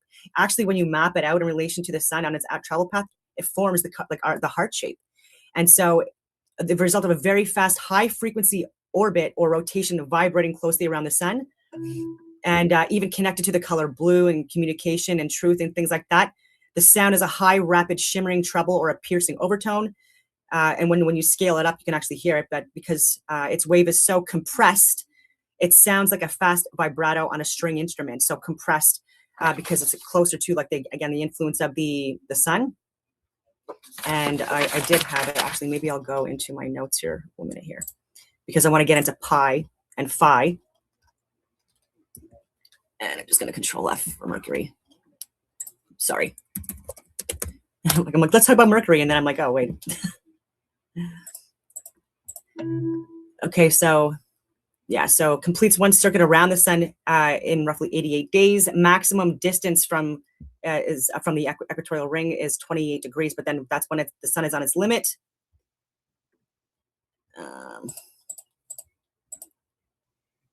Yeah, so long-term counts for the approximation of pi, the 3.14, because the time it takes to circle the sun, and then the sun's circle as it travels around the Earth on an annual basis.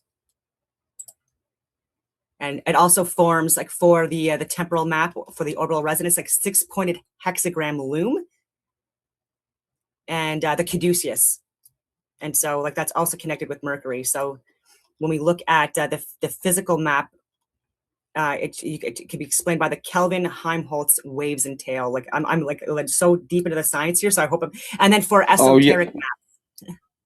Exactly. And speaking about the Mercury, also in the Antikythera mechanism, right, there's that oscillation thing, wobble between the Gay ratio, especially for the Mercury, right? Yeah, so Mercury traces a rapid, fine hexagrammatic triangular loom due to its swift synodic cycles occurring 3 times a year, right? So like it's like 88 days approximate, and that gives you like in an annual 365 divided by 80. Anyways, so you've got that, and that gives you the pi. Yeah, Mercury, for people watching, Mercury and Venus are the only luminaries that circle around the sun. Just so we're just. So because my notes were a little all over the place. Again, it's the first time doing the podcast, like talking about this stuff to people, and so I know how I'm gonna set it up.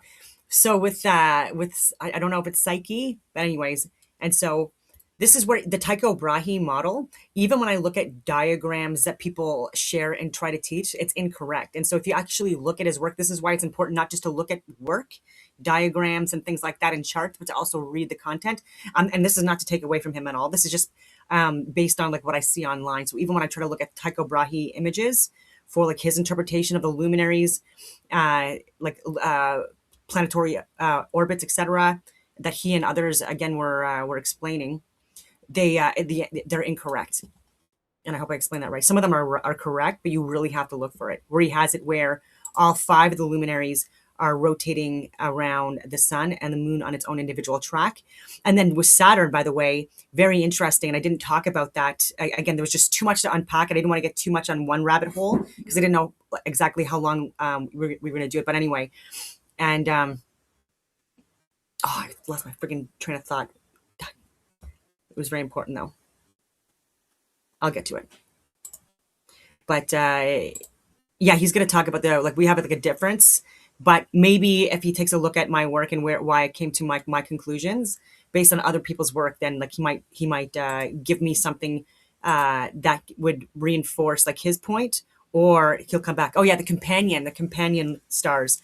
So even in work from like thousands of years ago, how they had Saturn is it was a luminary just like the 5 wandering stars that rotate around the sun, and then you've got the moon and 2 companion ones, and so you have 4 what they're calling moons of Saturn. And I'm wondering if because again, what they're calling the companion stars that were on like either side of Saturn, they seem to be paired, and so very interesting. And so could this be stars that are again like they're rotating around Saturn on its travel path, and that's what's coming up as these rings. What are your thoughts? It's some cymatics as well in this. So people know that we're talking about geocentrism here. Like people probably misrepresent that.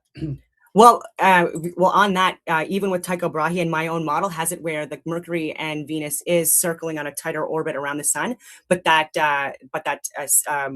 Mars, Saturn, and that Mars, Jupiter, and Saturn are also circling the sun, field locked to the sun as it also travels around.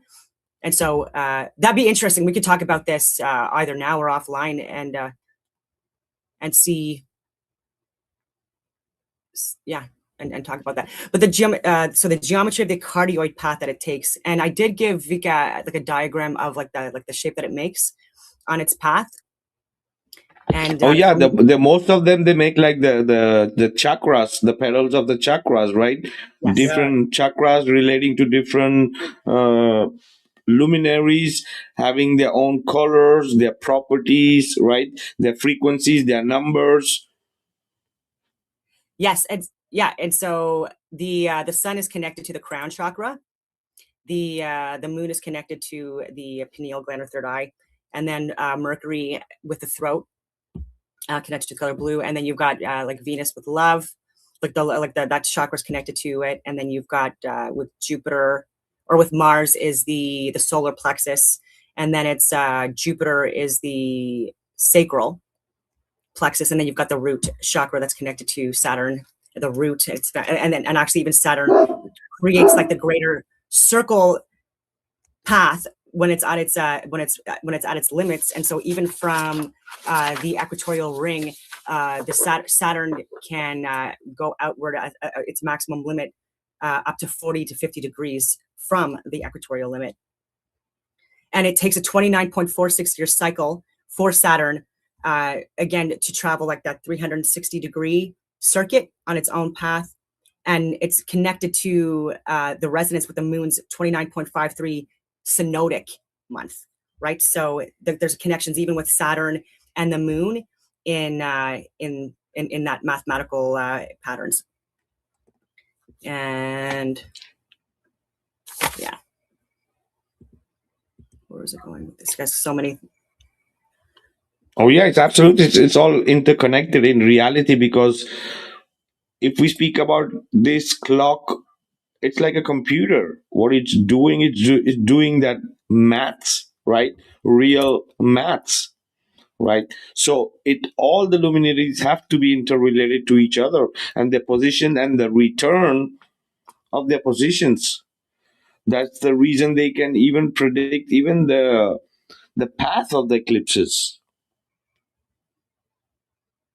Oh yes, and that's with the 2C coupling as well. So when you have it, and I did videos on this, but if you imagine, like when you have, I wish I could write this out, but when you have these circular ring paths that the luminaries are taking like field locked to the sun, as they're orbiting or doing the 360 degree rotation around the sun, there's periods where it will look like it's opposite of the sun in relation to us as we're looking. And then there'll be periods on its path where like it can be closer to us, right? So closer than the sun in relation to, again, its orbital path that it's taking circling the sun. And so people are like, so we can explain, again, eclipses, retrograde motions, etc., based on our observations from where we are in relation to the luminaries, but it's dependent, again, on what position the sun is on its relative path. So even with Mercury and Venus, they're actually closest to, like, well, they are at their maximum limits. They actually all, because the sun's at its maximum limits, if that makes any sense. And so the further the sun moves away from us, the further the luminary, again, it depends on their path, right? So if they're closest to us on their path as we're looking up on its ring path, then again, it will appear closer than the sun and is at those points. And that's why even with Venus, sometimes it's seen as a morning star, sometimes it's seen as an evening star. It's because it's depending on the season and where it's at on its circular ring path surrounding the sun, on its travel path around the sun. Beautiful. Oh yeah, and the constellations too. Go ahead, Sai. I was just going to comment on Dawn. A lot of people are not aware of that they call it the morning and the evening star as well. That's why you'll see Venus in a crescent sometimes. Yes. And the reason why it has phases and Mercury has phases is and again, not full phases like the moon does, but it's because of their proximity to the sun. And so when the moon is closest to or in conjunction with the sun or closest to it, that's when we have new moon periods. When it's furthest away in opposition, that's when we have full moons. And so even the moon's path, like through it cycles through the months, it's lunar paths. Like you can go from like a full moon, if the full moon is, for example, is in Capricorn, 90 degrees or 180 degrees opposite, right? Yeah. Yes. 180 degrees. And then so the following month, again, depending on like the cycle, right? Because like it's 18.6-year cycle or 19-year cycle, depending on if you're looking at the Saros or Metonic cycle, but it will go into Aquarius, and then it will go into Pisces, and then again, and so even new moon periods, new moons in the same month usually follow when the sun is in that sign as well. So in the same month, typically, again, depending on like again the alignment, etc., you'd have a new moon would be in, for example, Cancer this month, and I could check it out. But again, it depends on the phase, and then the full moon would be in Capricorn. Right, or yeah, like the how do you say, the moon set and the sunrise or something like that is gonna be the same direction or the same place, right? Especially today. Well, the moon is on its maximum lunar limit, so like it's just like at about 28 degrees right now, north and south latitude of the equatorial ring in relation to us, and so that also again does change things. And so even the moon, right? It's not tidally locked or whatever you want to call it to the Earth. It's I mean, if you want, I mean, technically there's some kind of like a superconducting magnet at the center of the Earth that's also assisting with the toroidal and poloidal fields. I don't know what the comments look like. I hope people think I'm not crazy when I talk about this stuff. But the moon, its travel path is roughly, again, it's slower than the sun, so about 14.5 degrees per day. But in relation to the zodiac or the Mazzaroth, it's approximately 13 point something degrees, 13.6 degrees per day. And a question was asked, but I didn't get to see it. But it was regarding the moon and the 28-day cycle, 13 months. I've done videos on that, and so I could have talked about that as well. But that, like, I do think that that's the average of you've got the like 28 times 13 is 364. So you're still not getting like the same. Like you still have to add that 0.25 days. So it's that day 1.25 days. In order to again make up for the fact that the sun and the moon are traveling either faster or slower than the zodiac or the Mazzaroth on its rotation. And so even with that, like the 28 days, 13 months, and again, it depends on when the full moon is in like the new year, the year that it starts, where it would be 12 or 13. And it's possibly like, I think to be the average of the synodic and the sidereal months, where you have it where it's like the 27.56 days or whatever it is, and the 29.5 synodic. The average of that is about 28, a little more than that. But again, even with the 28-day, 13-month cycle, it still does not, again, properly sync up with the Antikythera mechanism, whatever you want to call it, on its rotation. So you still have to factor in, and this is what they do, right? They add in extra months after a few years, things like that. But again, so I just wanted to answer that question because I didn't see it when it came up. But in relation to the sun, it's that 14.5 degrees. Again, it's slower than the sun on its circular path. And that's why, like when we have like those allegories, these stories that are told about the rabbit and the turtle and things like that, it's actually the sun looping, right, passing the moon on its path. Yes, like that's where that story comes from. Yes. The tortoise and the hare comes from the sun and the moon, for everybody watching. That's facts, man. I'm so impressed by you, Dawn. You know, oh my God, thank you. I'm so impressed by you. Oh my goodness. I've been wanting to share this information out for like a few years now, but it's just so complex, and a lot of people, there's just like, even just talking about flat Earth, like I feel like that's like the first step, right, before you even get into the cosmos and the luminaries. I don't know. Or maybe both at the same time. I agree 100%. Yeah, you gotta set the foundation first. You know, and a lot of people don't even want to take that first step. You know, they have to take that leap of faith. Yeah. You know, because you're totally moving 180 degrees opposite of everything we've been moving towards understanding, you know, like it's kind of like the same thing we've been understanding, but from a different orientation, you know. So that's why people have they struggle with doing it. They just don't want to do it. They just rather not listen to it.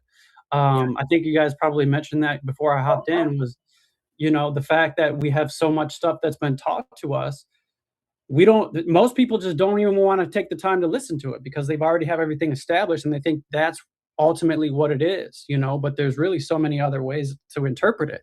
And that's where the actual deception comes from, is because the flat model and the globe model are kinematically equal. We look up and we see the same thing observationally, but if we interpret it differently, it's different explanations of what we're seeing. But both models, that's why it's so hard for people to get off the globe model, because they're equal kinematically. Like we're looking at the same, we all share the same thing, but it's just a different explanation, and they have to totally erase everything they've been taught, which is like again, I'm so impressed with everything you have done. I'm interested in hearing more. 100%. Thank you. Yeah, Absolutely. Yep. Yeah. Go ahead. Go ahead, Paulino. Yeah, I mean, what's amazing is like not just understanding it, but being able to speak about it. You're doing a really, really good job on that. And like, you know, everybody gets taught for 12 years and then they don't want to learn anything else. Yes. The difference between what you're saying is everything you're speaking about, just like we talk about the biblical calendar, everything works together. They can't do that. That's what I'm, you know, they have to tell you in this part, that part, but they can't put the two together because one will contradict the other one. And then, but people don't do that, right? So when they teach us in school, they don't do that. They teach you like this is what happens with the sun and moon, but they won't let you even get to the point where you're going, well, how does that keep up with the other thing? You know, they won't let you do that. So they'll never teach them at the same time. Oh yeah, you three of you are right on this. And to add something to what you were saying, like to understand the sky, we have to start from the ground. Absolutely, but the ground and the sky, I don't see the difference. Right? That is the reason I always say to the people that it's important. I know even flat earthers have a hard time. No, the ground shouldn't be compared with the sky. But I always say this: the sky is equally or more important in knowing the shape of the earth. Right? That's the reason. What is the study of cosmograph? Cosmography or cosmologists study the cosmos. Right? In the cosmos, if you're studying the cosmos, you're not going to exclude yourself from where you are observing everything. Right? So in the study of cosmograph, the luminaries is included. So our research, all our data should include both, because it is part of it as a whole system. Yeah, it's funny that you say that, Vika, because like right when you said that, I always pictured just us on Earth. You are here because you are here looking at that, and that shows you that we're staying there. But we have to be where we're at to see the rest of it. And like you're saying, you see Dawn's doing all that, talking about how it circuits around and all these things, but you have to be in your spot. They always forget our spot. It's really interesting. As above, so below. And that's one thing that kind of like that differentiates the models. Like in the implication of the globe model, when you're taught from that perspective, it's kind of like you go down that path and it's like, oh, the outer space is out there. But when you understand toroidal geocentric cosmology, outer space is like right here. It's integrated into the understanding. And it's just it's very simply said, but it just totally changes everything, the ideology around it. It totally incorporates it into the observer, and you are important, like how you said, Paulino, which is an aspect of the geocentric cosmology which is what changes our world. It totally makes it so much more beautiful, in my opinion. 100%, because we are connected to that. Than what we see. We are connected. It's a line right to it. Well, even the frame of reference, like the center point being at the north or the center of the earth, that is considered to be, for example, like the 90-degree reference. And then you have the equator being the 0-degree reference from that, right? As it relates to like 1 degree equaling 1 degree equaling 69 land miles or 111 kilometers. And so these are measurable distances. Like degrees are measurable distances as well, as I'm sure you guys definitely know this. And so if you look at like even like when we look at the radius and the alleged diameter of the Earth, like for me, it's like it makes no sense to me that people cannot see that it's larger than what we're being told, because like the alleged like for the Earth, like the globe model, the radius has to be like 39, 30 or 90, whatever, less than 4,000 miles in radius, less than 8,000 miles in diameter. And so when so the center point, that's the reference, and they use the North Pole star or Polaris again as that reference point, and for the degrees of latitude. They have it where the equatorial ring or the eclipse is what they call the 0 degree mark. But that's also again with like the 13-month calendar. We're looking at how good you like how you can simplify this for fractions, right? And how you can divide these numbers. So 12 like divided into 360, like again like multiple like factors in that you obviously don't get with the number 13. Look at the calculations, for example, and this is actual physics. So this is something that people can actually do on their own. They don't take my word for it. But you have like the center point being the 90 degree reference frame, and even the quadrants, like the 360 degree circle divided by 4 being 90, and it being sectioned off based on that center point. So when the sun is like even, for example, 23.4 degrees rather north latitude of the equatorial ring, if you look at the Alex Gleason map, like the top-down view of like where these circular ring paths are in reference to the center. So you have the sun now 23.4 degrees north latitude traveling the Tropic of Cancer path. You do 90 minus 23.4. So I've got my calculator. People can do this. 90 minus 23.4, and everyone knows what 66.6. So even that 66.6 connection.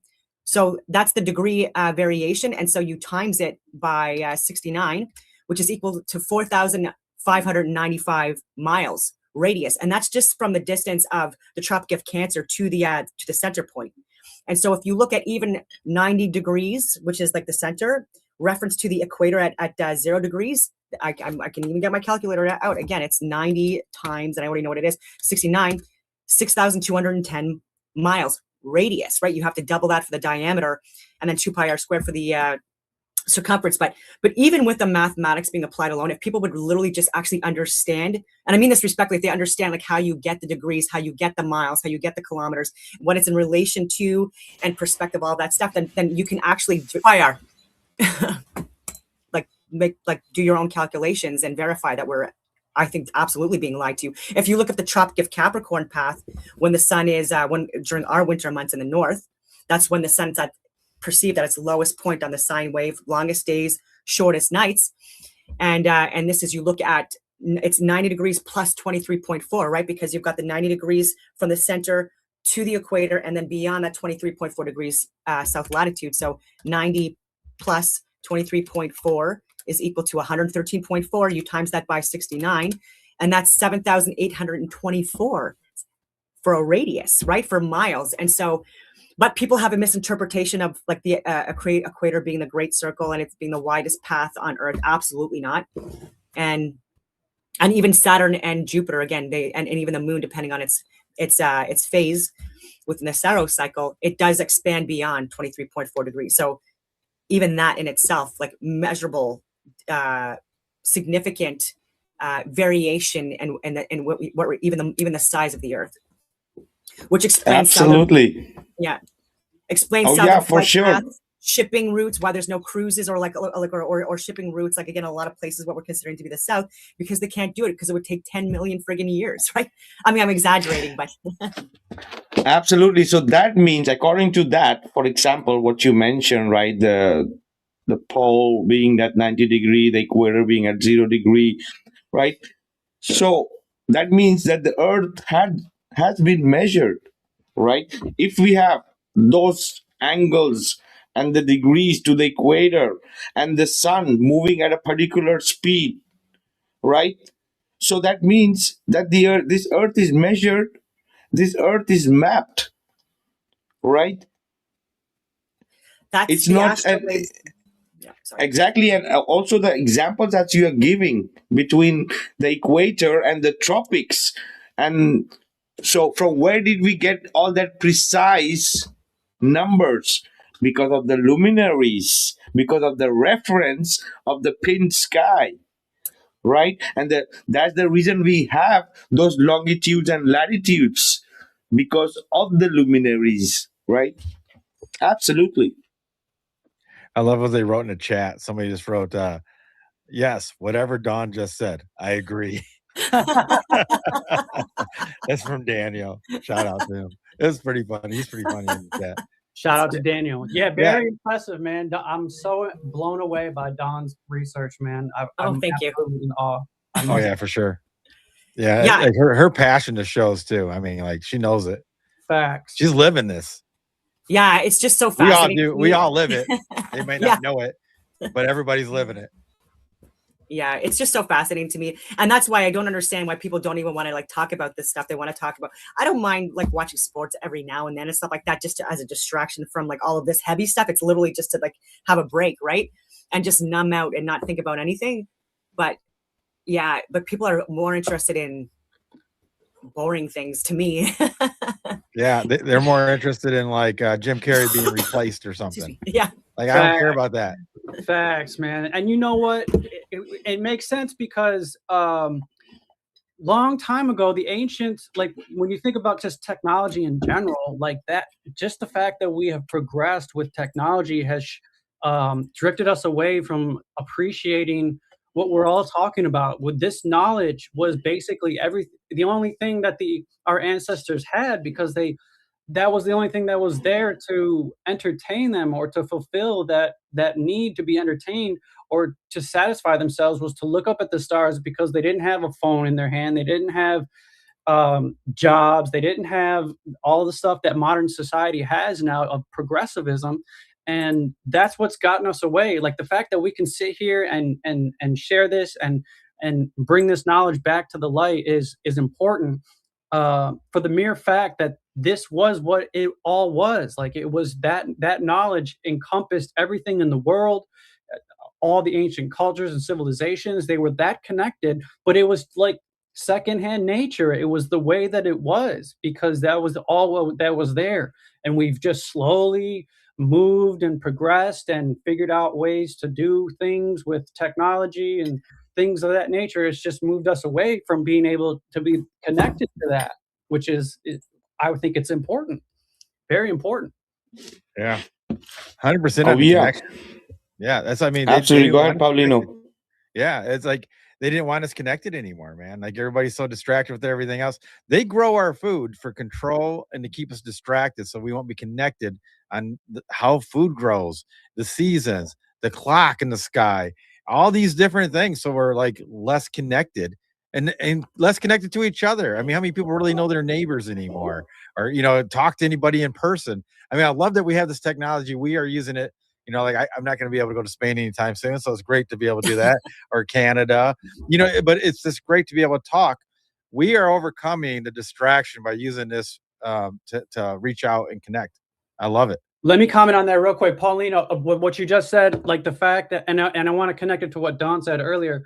Even like how you said, just the fact that we grow our own food is connected even to the cycle of the sun. Of what Don said earlier, like the fact that the ancient civilizations, they had everything timed out on the movement of the sun, and when the sun was rising with Taurus, they all knew that at that moment they needed to plant their crops and do that at that specific time of the year. Otherwise, they were going to starve for winter.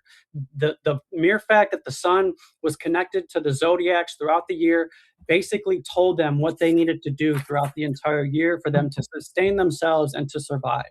And it's just simple things like that, simple understandings like that we've moved away from. Like for example, the fact that like when the sun is with Taurus, it's the plowing season. It's time to grow your crops so that you can harvest in Virgo. Just those simple things, and it connects with all of the signs. They all have their own intricacies, but it's just knowledge like that you would say it to somebody nowadays and they'd be like, what the hell are you talking about? The sun in Taurus means the plowing season. They don't know it anymore. It's just that important and they look past it. And I think that's why it's important for us to talk about this.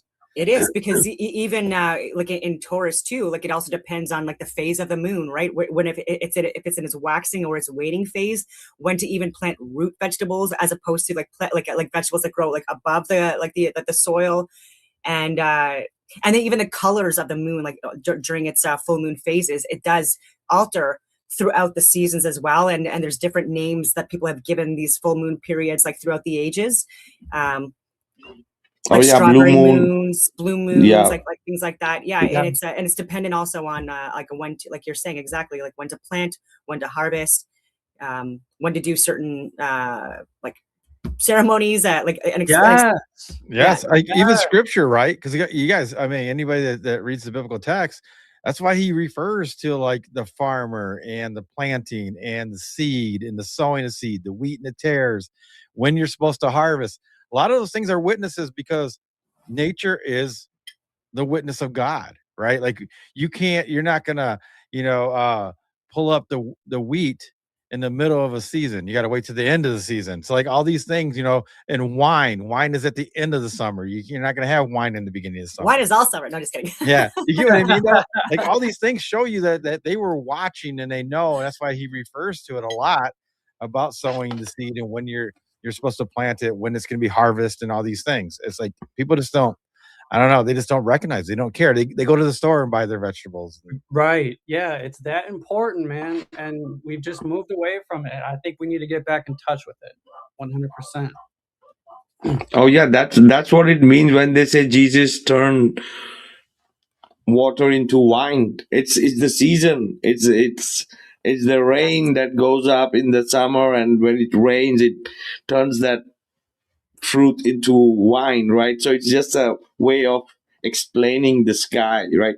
Also, before we pass on to this, we did a whole episode, Paulino and me, on the sun temples, right? Getting back to that equator and the tropic of Cancer, right? So imagine 1,000 years ago, two temples were built right on the tropic of Cancer, the two sun temples, right? So how precise they were, these ancients, about what we are speaking about, this whole sky and the earth that has been measured. Is the ruler, the sun is a ruler, right? Measuring the distance, the land, right? Every hour, every degree, every latitude. So nothing comes from a globe. Even with I was getting into so even with like after like the March equinox, because we were talking about festivals and ceremonies for the full moon periods, but even religious ceremonies as well. And so I think it's usually like the first full moon after the spring equinox is when we like kind of celebrate, like we have like where our Easter months are like aligned with that, or at least it used to be. They make it easier now, but it used to be again based off of like the first full moon after. It still is. That's Okay, the That's Greek why Orthodox Easter is is when it not says on- that. That's why Yeah. Easter changes every year. It's not Yeah. on the same day. Yeah, exactly. And and there's even new moon ceremonies as well. And so even with Jesus, because you talked about wine, like even the Last Supper with Da Vinci, he's like at the center, but you have like the 12 disciples or apostles that are like on either side of him. And that's also based on the seasons and the zodiac signs, right? So starting with Aries and then going on towards the towards Capricorn at the end, or sorry, Pisces. And then even with like how they're represented, like these disciples or apostles, it's representative of the zodiac signs, and he's right at the center. So he's between Virgo and Libra. So he's at the in that position technically. If we're looking at him, he's in the fall equinox, or the autumn equinox, whatever you want to call it. And so this is when the sun starts its descent from like equilibrium in the fall, and then starts when we start to get into our winter months. And then so even with the 25th of December for the birthday celebration, which other deities and prophets for the past as well, like it's connected to that. But you have it where, okay, I'm going to get on all these tangents, but on the 20th of March, if it's like the first day of your period, and I'm sorry, men, for this, but like after that, like what happens is like your conception date, if you conceive, like obviously like you ovulate a couple of weeks after that, but it's the 25th of December is your due date. So even with like the spring equinox and that connection with Christmas is connected to women, and it's also again connected to our festivals. And so when when we're at the winter solstice, which is opposite, obviously 6 months from now, opposite of where the sun is now, 23.4 degrees south latitude, when we experience our longest days and shortest nights, it does again seem to, like, again, it's a slower drift because it's further away, just like the moon when it's on its further circular ring path. It's a slower movement back to the equatorial ring band, but it looks like it stays in place like on that circular path. Obviously it travels every single day, but it stays kind of on the same outer perimeter for like 2 to 3 days. And then on that third day, it rises again from the lowest point. So even with that significance of Jesus dying in the tomb for 3 days and the resurrection, etc., there's possibly, again, a divine connection. I'm not saying it didn't happen. I'm saying that would be, if that was God's plan, like what better way to represent his son on earth than to be completely aligned as a human based on, again, the travel path of the luminaries, especially the most significant one being the sun. Oh yeah, absolutely. That 3 days till that Jesus resurrects, that 3 days before the rebirth of Jesus Christ, you can feel that darkness. Every human being on this earth feels that somehow or another. You know what I find interesting is, like, so you're using like all that as well, and we talk about the scripture. And if you go, oh, I'm gonna use a biblical calendar, it's based on sun, moon, and stars, etc. Christians a lot of times will call you insane, not realizing the Greek Orthodox use it to set Easter. So you're following the moon too. You just don't even know it. Yeah, even Coptic Christians in Egypt, like, I'm like, it blows my mind. Like, anyway, yeah, I'm like, if you're a Christian, and astrology is totally demonized. Yep. I don't know why. Why should it be like this? If the name of the book is telling you what it is, the Bible, the two bowl, the toroidal field,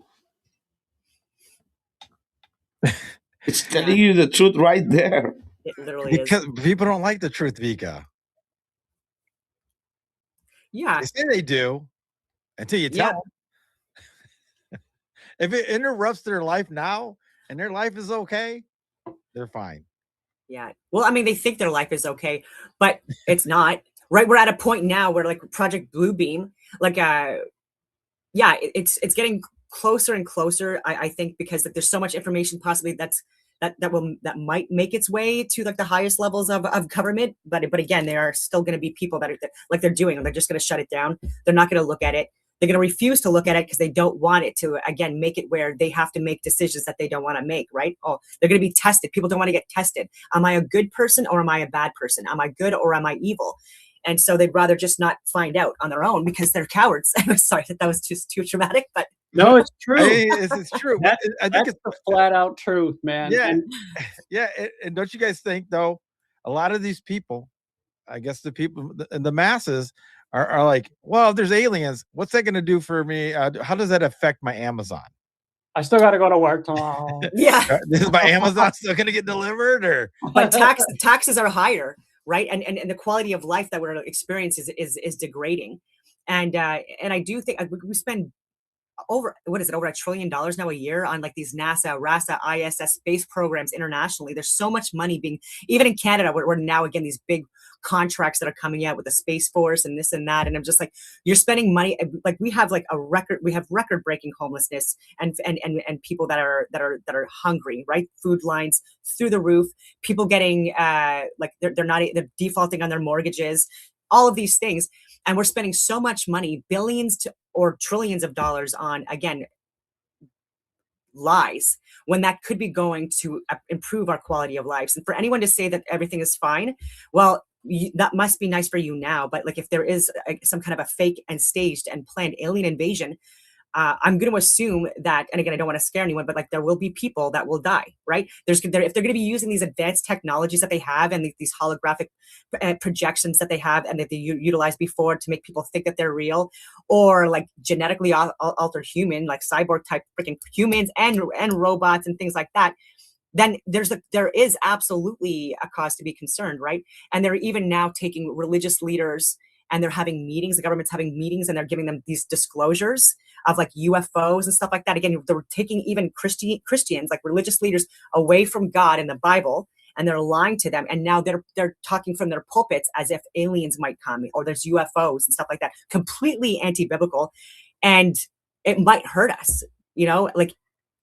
Like humanity as a whole, and even like with the propaganda that they've been sharing for years, they're saying, essentially that an alien invasion would be like the solution again to like all the division that we see in the world.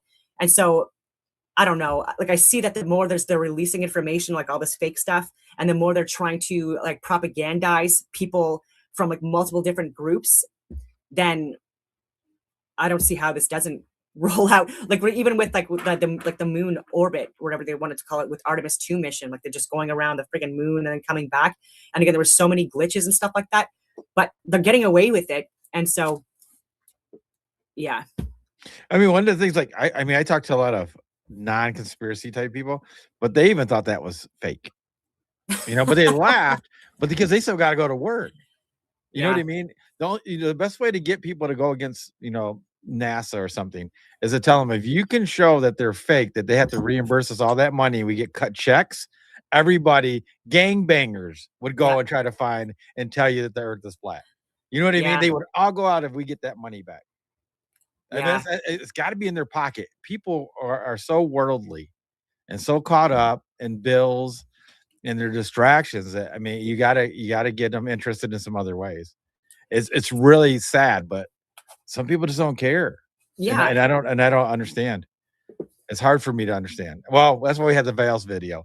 If you go to our we have a video that it talks about the different veils, and the higher you go up in veils, the more you're deemed insane by the people in the lower veils because they can't see it. Yeah.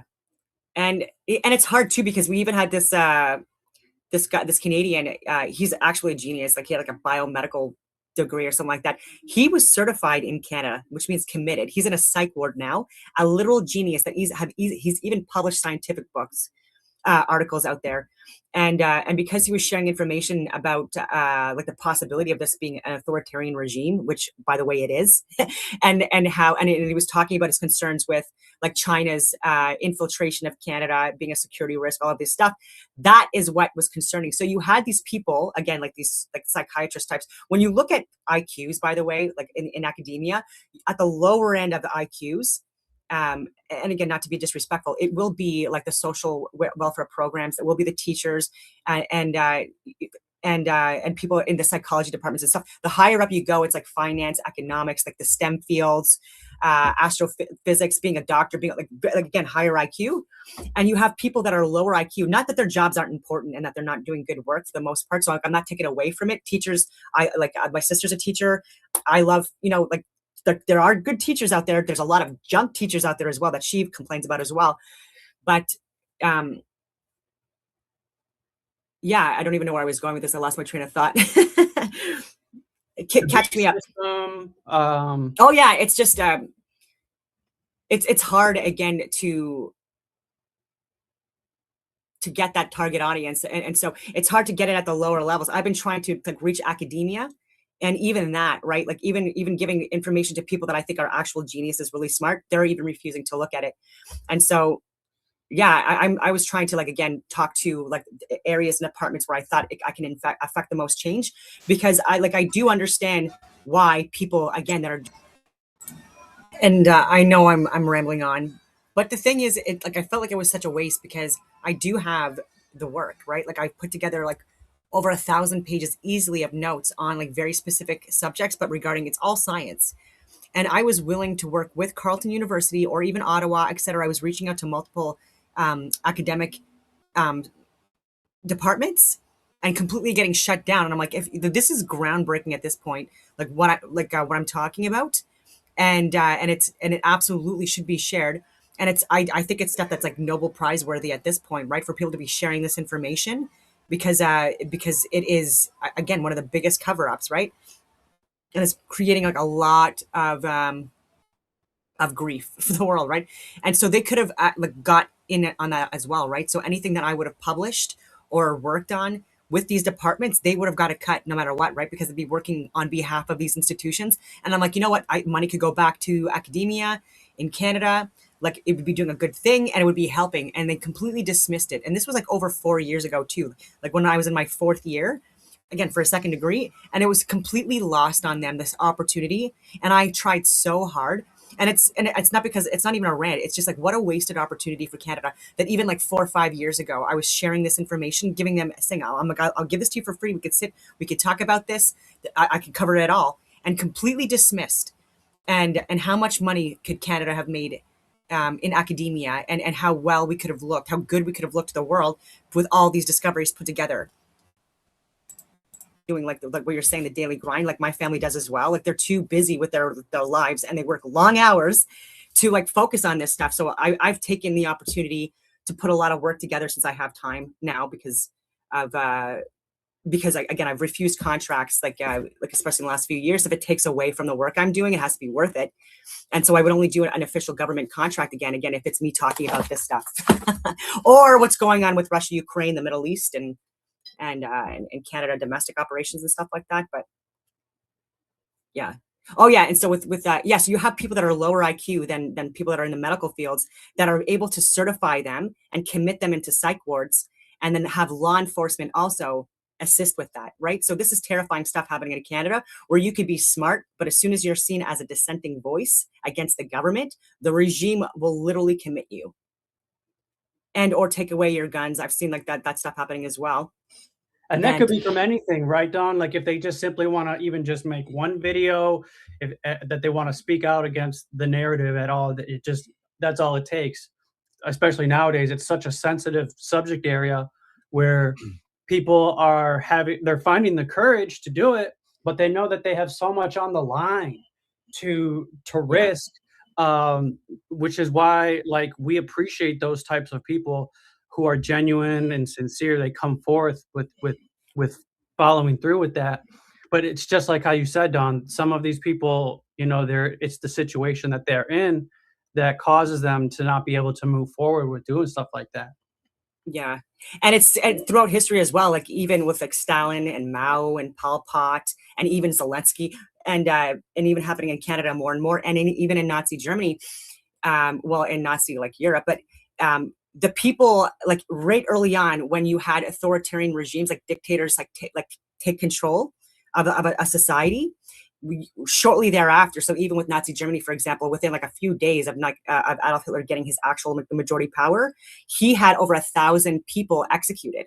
And these were the high level academics, generals, people within government at the highest levels that were speaking out against what he was sharing and warning public. They were warning people, religious leaders as well. Anyone that was speaking out, they were jailed, they were executed, they were put in concentration camps as well. Or again, they had to like flee, for their lives in order to not be targeted, right? And the same thing happened with Stalin, like the Holodomor as well. Like they will target the people that are able to clearly explain the truth and from a position of authority.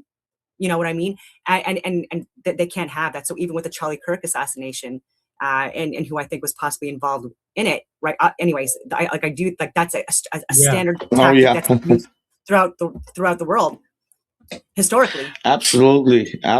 Yep. These controllers don't want to lose the control, right, of what they are trying to do.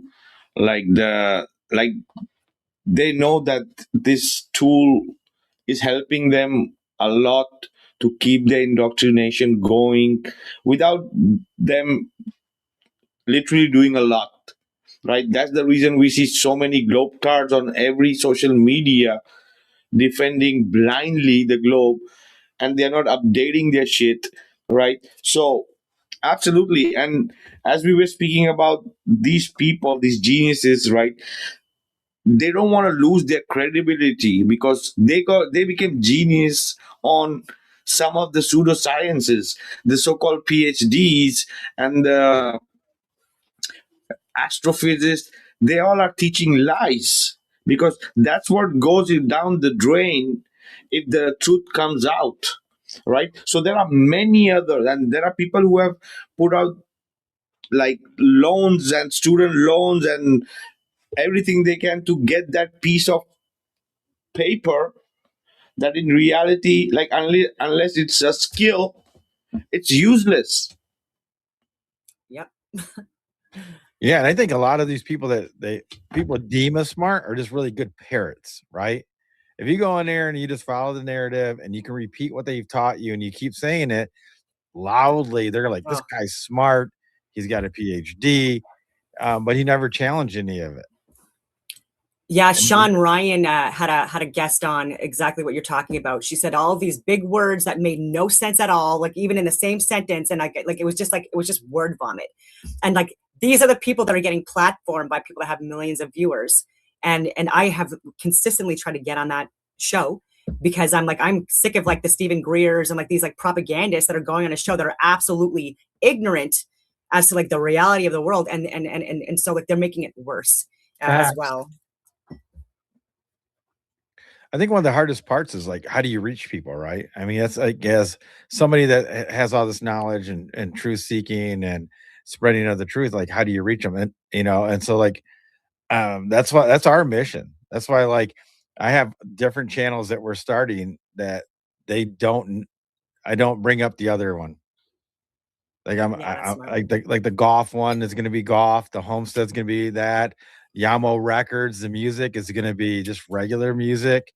That has truth in it, but it's more, like it can be in any genre.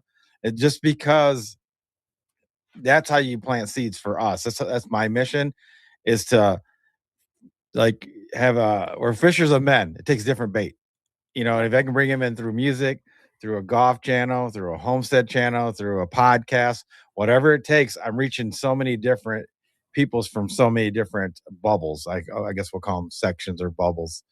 Oh, that's a good idea, Paul. Oh, I see what you're saying. Okay, so kind of like start like different niches, with different channels, and then plant seeds here and there, little pieces of truth, because each of those types of stereotypical type of people, they all receive the information in different ways, Yeah, like the music one. I'm working with 5 different producers. None of them are FE. None of them are really truth seekers, but some talk about God, some do not.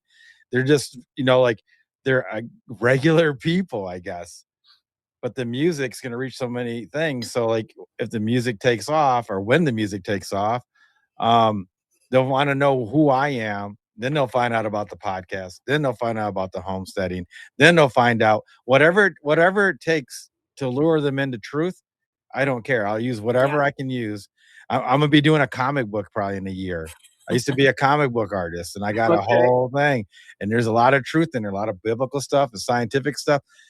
It's like I have a whole bunch of stuff that I'm doing. It's just like I'm trying to reach people and bring them in, plant seeds. It's up to them to seek the nourishment after that.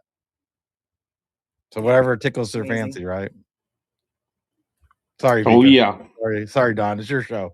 No. No, We didn't really get into like a Saturn as much as I would have liked to, or like Jupiter, but that could be for like another show, because like, that in itself, like there's just so much I wanted to talk about with that I didn't want to just rush, because it's 2 hours right now. No, we could. Yeah, I think a little bit we can go on. Yep.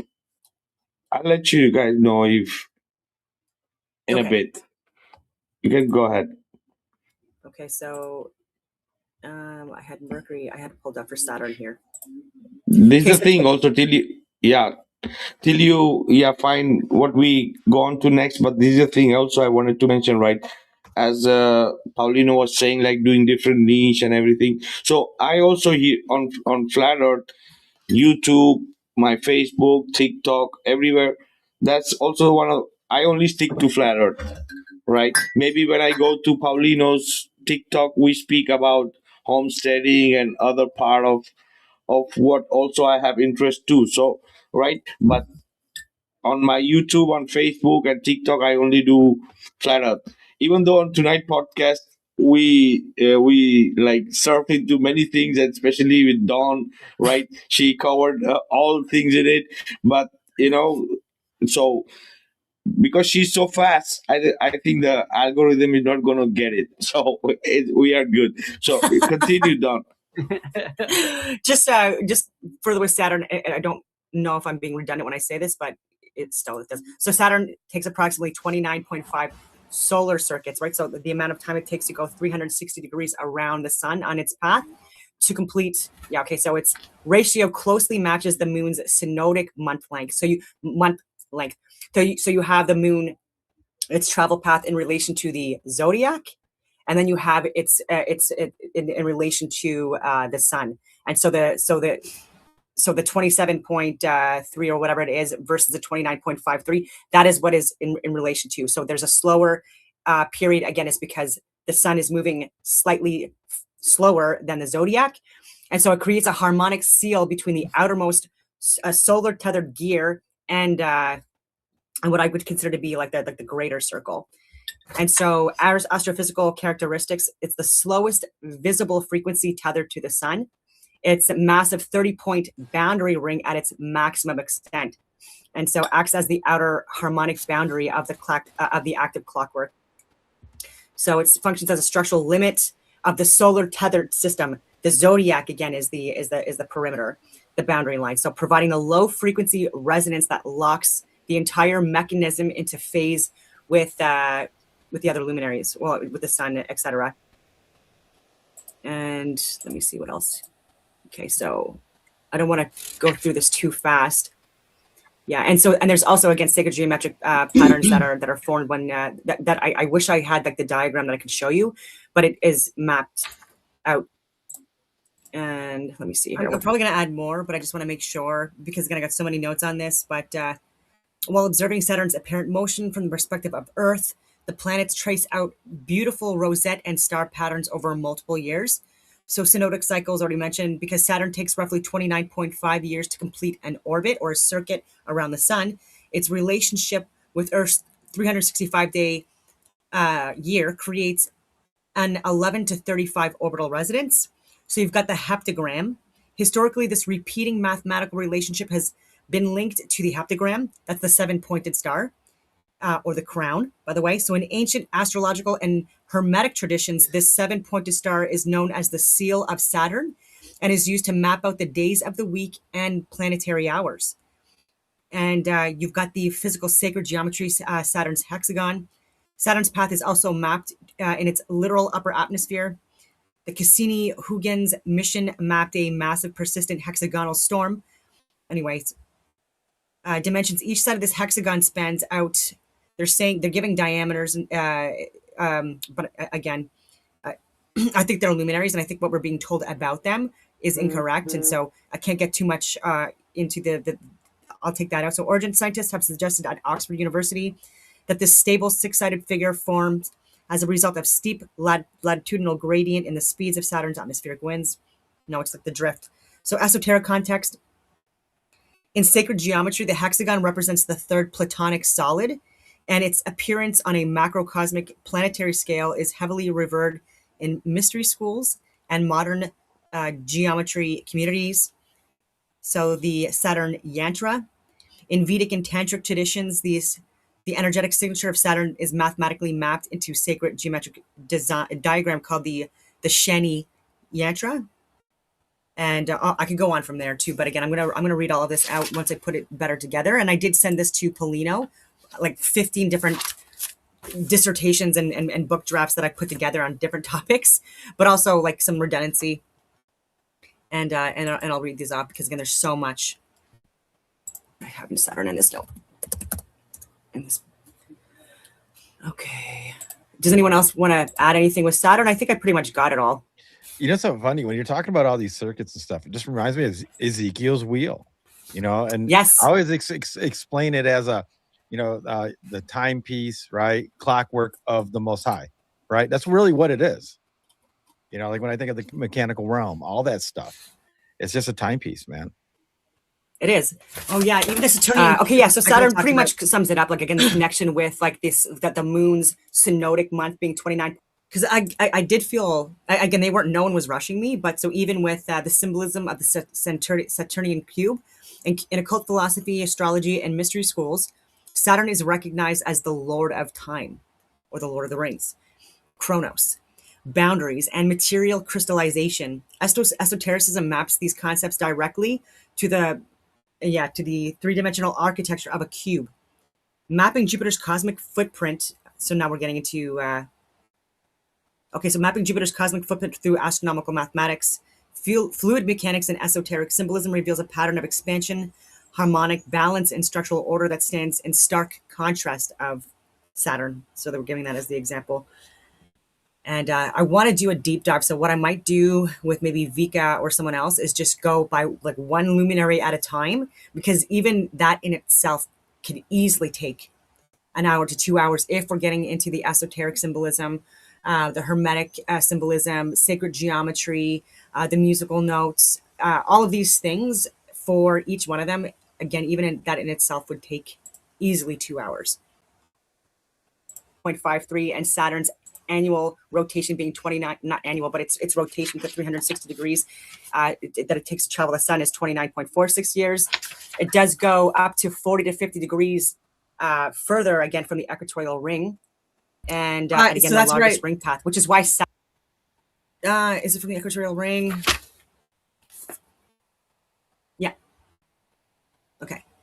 Saturn, again, is connected to the root, or like the color red, the root chakra, that being at the foundation, and then again from the lead to gold that you have as well, that people talk about to become enlightened. It's literally talking about that.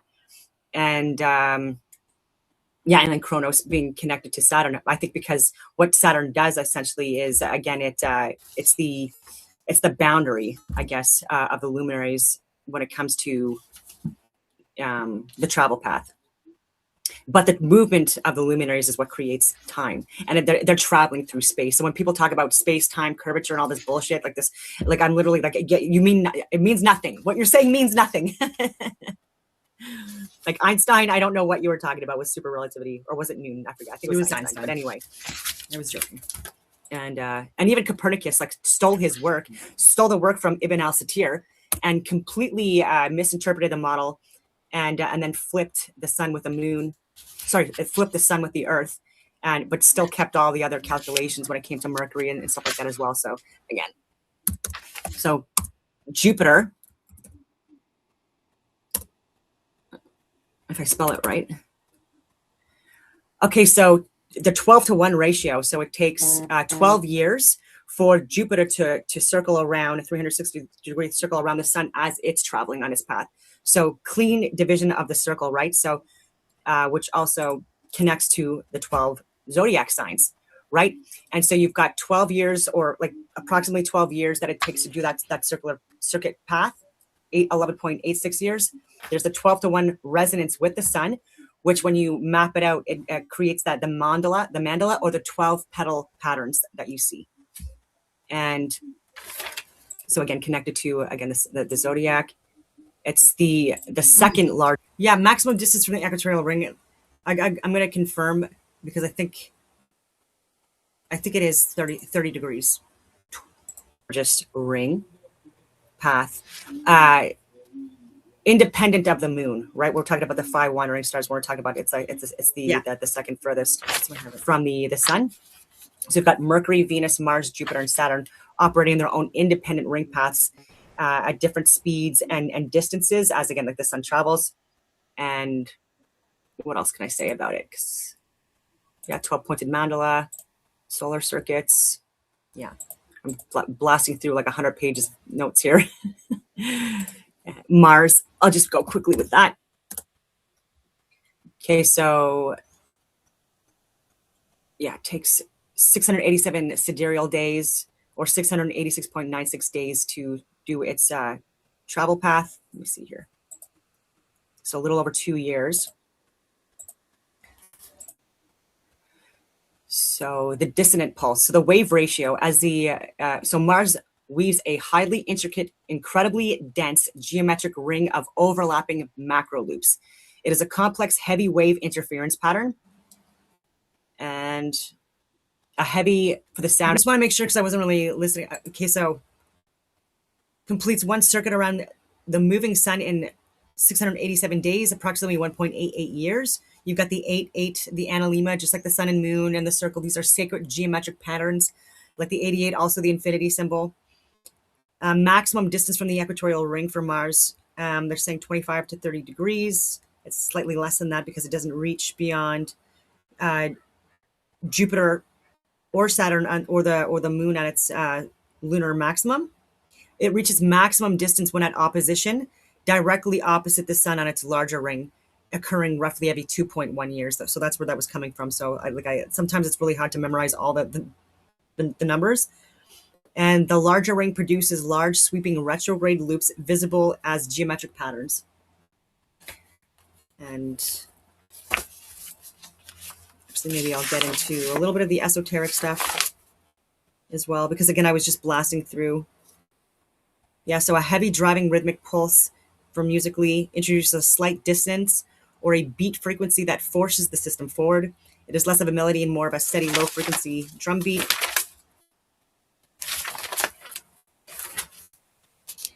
And okay.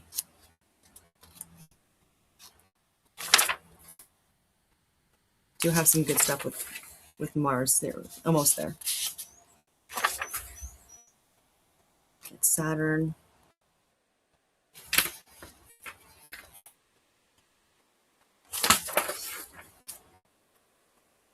Okay, Jupiter. Okay, so yes, already talked about that. I'm getting there.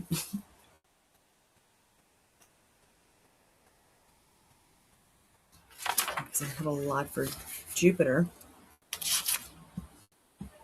I'll let this play till I find it. A heavy, driving, rhythmic pulse. Musically, Mars introduces a slight dissonance or a beat frequency that forces the system forward. It is less of a melody and more like a steady, low frequency drum beat. And then when you that you can hear when you scale it up. And okay, so even for Jupiter though, like I want to get back. Okay, so I'm going to go to Mars, and again, because I'm all over the place, this is why we'll do it one at a time. So to map Mars' path relative to Earth, we calculated synodic period to find out how often Earth overtakes its outer neighbor. It's actually the opposite of that. Anyway, so Mars is unique because its proximity to Earth creates the longest synodic cycle of any planet, or luminaries, like I like to call it. So the math of the synodic path, where we talked about that. Mapping the geocentric geometries. Orbit is highly eccentric, oblong. Mars' distance from Earth varies widely at each alignment. Okay, so when you map Mars's path from a geocentric, Earth-centered perspective over a full year, it traces a dramatic asymmetrical star, as mentioned earlier. So the retrograde loops, Mars undergoes a massive apparent retrograde loop every 26 months, again, because of the 2C coupling. I've shared videos of that, how it appears to be as such on its travel path, depending on where it is in relation to us, the observer. Okay, so every 26 months this happens because it's so close to Earth. It's closest to us. This loop looks exceptionally large in our sky. The heptagrammatic loop, the 7-pointed star, over a roughly 15-year cycle, or 17 Earth years, Mars completes 7 or 8 synodic loops before returning to nearly the exact same position relative to Earth. Connecting these successive retrograde opposition points maps out an uneven, highly dynamic heptagram or octagram. Unlike Jupiter's near-perfect wheel, Mars' geometric path looks like a sharp pulsing crown. The physics extreme seasonal baroclinic waves, instead of persistent polar vortex crystals or permanent hexagons, it heavy like seasonal pressure wave system. So yeah, not important. Transient wave polygons, baroclinic wave structure. Okay, maybe instead of forming a static permanent hexagon like Saturn, Mars's atmosphere develops highly distinct shifting geometric patterns known as baroclinic waves. So satellite mapping shows that Martian, like the cymatic, like the luminaries, regularly locks into precise wave number 2, a dual-lobed oval, or wave number 3, a triangular wave structure during its northern hemisphere winter. Okay, so interesting. In occult philosophy, astrology, and ancient mystery schools, Mars is recognized as the planet of action, fire, and war, Aries, representing vital force, severance, boundary breaking, and kinetic energy. The triangle and pentagram, while Saturn is mapped as a cube and Jupiter as a sphere, Mars is structurally linked to a sharp, penetrating geometric configuration. The triangle, Mars is associated with the element of fire, symbolized in sacred geometry by the upward pointing triangle. This represents localized upward and piercing force. You also have like the earth, air, water, fire, masculine and feminine. The pentagram. In traditional Western occultism, Mars is heavily associated with the pentagram, five-pointed star. It represents the vital life force animating physical matter, as well as the five senses operating in a state of combat, defense, or intense physical exertion. The square of five, Chemia of Mars. In Western Hermeticism, Mars is mapped to the number 5. The magic square of Mars is a 5x5 grid containing the numbers 1 through 25, where every row, column, and diagonal adds up to exactly 65, with a total sum of 325. The sigil and yantra, the seal of Mars, drawing a continuous line through the numbers of the Martian magic square in sequential numerical order, traces an aggressive intersecting geometric zigzag glyph known as the seal of Mars, used historically in Renaissance talismanic magic. The Mangal Yantra. In Vedic geometry, the energetic signature of Mars is mapped into the Mangal Yantra. This design places a sharp central downward pointing triangle enclosed by nested rings and a defensive outer square border with 8 steps, designed mathematically to ground and balance chaotic or volatile Mars energies into constructive focus. And I can go on from there too.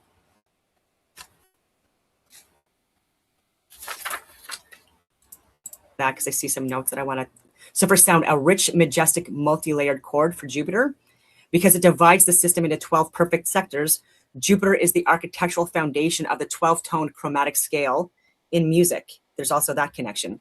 It sounds like the deep, resonant pipes of a grand organ organizing the chaos into structured musical scales. So when we see, even with cathedrals and these these beautiful buildings from the past, where you have like the organs like literally embedded into the designs, and these mandala-shaped glass, like stained glass windows and things like that. This is all again these are healing frequencies and colors that when you're sitting in these like in the pews, that you're actually again it's healing. I hope that makes sense. And so, yeah, it's all connected. And let me see here with Mars. Again, I'm going. Oh, here we go. Okay, I already said that. Yeah, so low. Connected to the solar plexus as well with Mars. And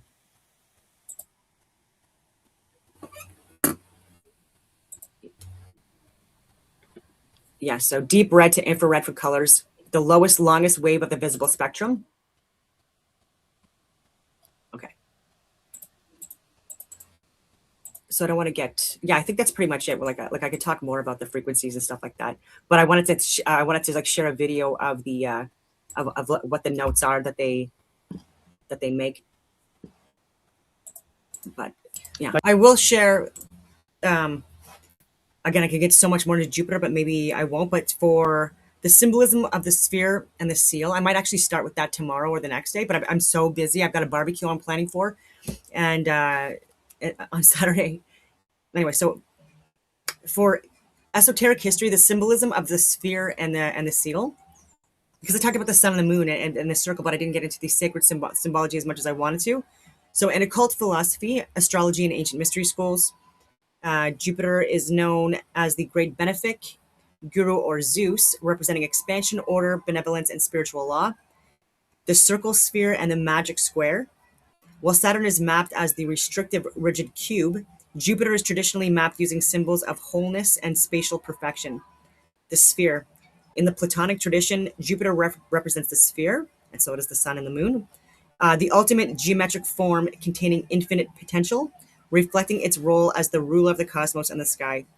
The square of 4, Chemia of Jupiter. In Western Hermeticism, Jupiter is mapped to the number 4, representing the 4 corners of creation brought into perfection. Harmonious order. The magic square of Jupiter is a 4x4 grid containing the numbers 1 through 16, where every row, column, and diagonal adds up to exactly 34, with a total sum of 136. I'm getting more into Jupiter, but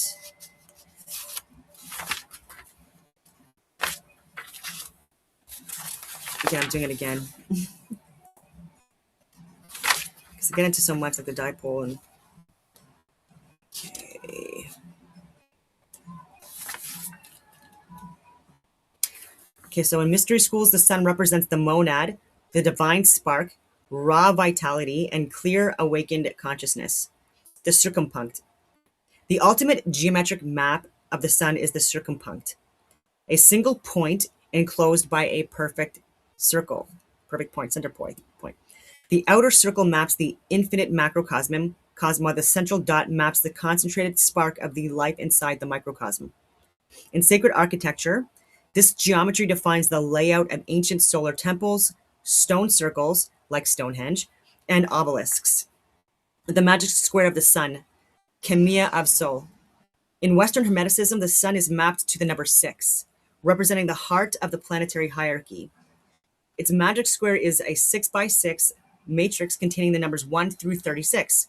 Every row, column, and diagonal adds up to exactly 111, while the total sum of the entire square is exactly 666. Traditionally revered as the solar number of material creation and vital spirit. The Surya Yantra. In Vedic tradition, the sun's energy is mapped via the Surya Yantra, featuring central intersecting triangles forming a starburst enclosed by interlocking squares, used to anchor clarity and sovereignty. Yeah, the moon cycles and wave train. Yeah, so I'll keep on talking. It's a harmonic sequence. Yes, exactly. Yeah. But So- I think yeah. Yeah, in this about the resonance frequencies, like also there's something mentioned there about the efficient frictionless energy transfer in a resonant system, right? That's what is happening with these luminaries, right? So I do think that so what we're calling the heavens, I do believe that like light and sound cannot travel unless it's through a medium. And so we have it and different pressure gradients, etc. But we have different areas within the cosmos that we have different types of mediums where like light and sound or electromagnetism can be expressed. And so where the luminaries are, like this is considered to be heaven, it's uncorruptible, etc. And so this to me would lead me to believe that this would possibly be where the ether is. And so like when we talk about like the atmosphere, like maybe ether is all the fluids, but I would say that like the most perfect, uncorruptible, best, like optimally filtered medium that the luminaries are traveling in is the ether. And then where we are experiencing our habitable region would be where we have our like the gases like that we can breathe in, like what we call air, like the nitrogen, oxygen, carbon dioxide, etc.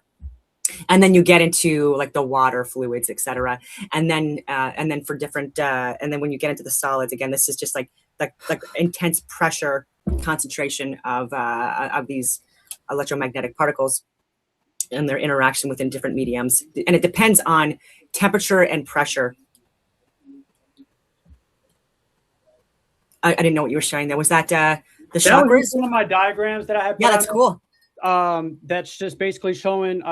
Was just thinking for the viewers, because when you were talking about the time that it takes for the luminaries to travel, this is just one of the charts that I put together for all the luminaries to travel. And you were basically, when you were speaking, Don, it was just match perfect. It just popped in my head that it matches exactly what I've researched it to be.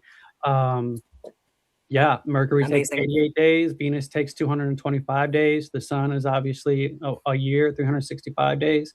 Mars takes 720. Jupiter is 12 years. Saturn is 28 to 30. I think you said like 29 points. Yeah, but it does. Yeah, you're right though. Like it depends like on what your research are looking at. Like it could be upwards of 30. But yeah, 23.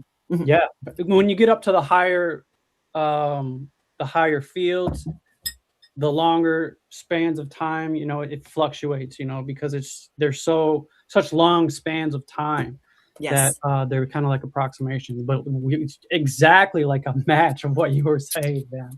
That's why I would love to, maybe connect offline and get with some of your research would be beautiful. I will send it to everyone. I'm not even looking to make any money off this. This is why I was like that. Like everything's in draft form, but literally solid, and with redundancy though. So I would have loved to have published this, but like it's just so much to go through that for me on my own doing this, it's like almost impossible. Like I would love to have someone that is also like understanding and on the same page, that we can like see what's important, what to like add, what to take out, and Yes, I agree. 100%. Absolutely. and then share Absolutely. it to So the masses. people, absolutely people, this is not pseudoscience. This is real, tangible,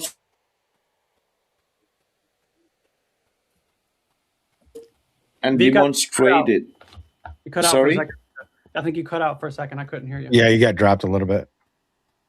All right, mic check. Mic check. Am I back? You're good. We got the part all the way There you to when you Good started now. with pseudoscience, not pseudoscience. Exactly. So this is not pseudoscience, right? This is real, tangible science. Can be done through observations, right? And this is the thing. What we were discussing here, and what especially Don was sharing with us, it is said also, right? I will say it again: efficient, frictionless energy transfer in a resonance system. This is what is happening. Resonance frequencies and energy, frequency and vibration, right? That's our RAM. This is awesome stuff, right? You want to mention, Don, about the axiom of Tesla, right? What he means when he explains this, right? What is this RAM, right? A mechanical magneto-electric clockwork, right? Yeah, I did. I've also compiled my work where I'm blending and making the connections with Walter Russell, Tesla, etc., and what they were talking about in regards to frequencies and vibrations and waves. It's literally again like they're absolutely accurate for the most part. But even Tesla, like he did believe that the luminaries like influenced and interacted with like the Earth, and so like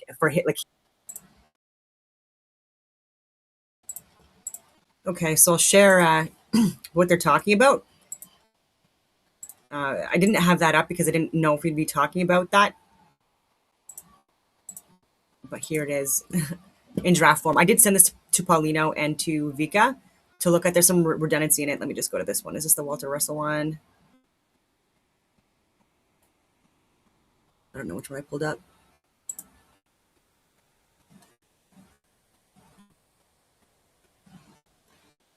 Yeah, so I talk about orbital mechanics, the circular ring path,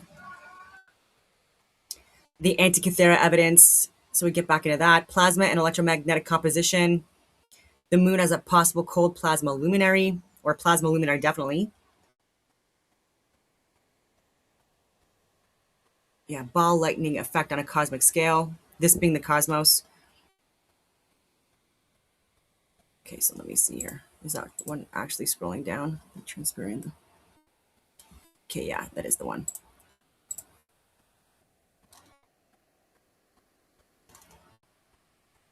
The moon has a frequency. Localized magnetic luminary traveling through the contained gyroscopic system of the Earth's firmament. Of the cosmos. I don't like that. See, this is what I mean. Like I want someone to like do this with me because I got so much up. Focal point of etheric energy. Yes, a plasma-based frequency that provides the cold light necessary for the biological balance. Sure.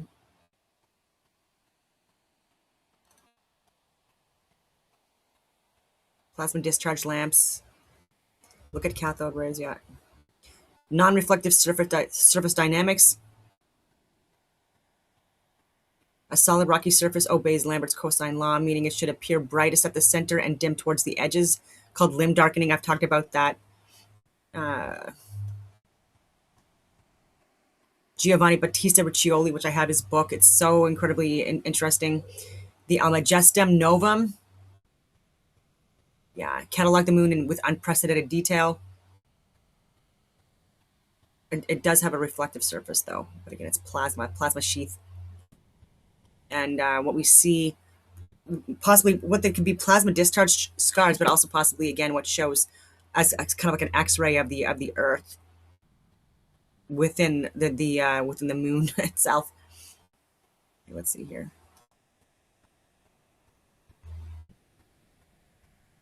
Yeah, so luminosity versus reflection. A rock cannot produce a uniform edge-to-edge cold light. Only a gas discharge or magnetic excitation phenomena can. Again, there's so much here. Phases and excitation states. I talk about Nasir al-Din al-Tusi. Plasma discharges. Anyway, so this is one of them. I'm gonna close this down because I'm gonna share. Oh, it wasn't showing. Anyway.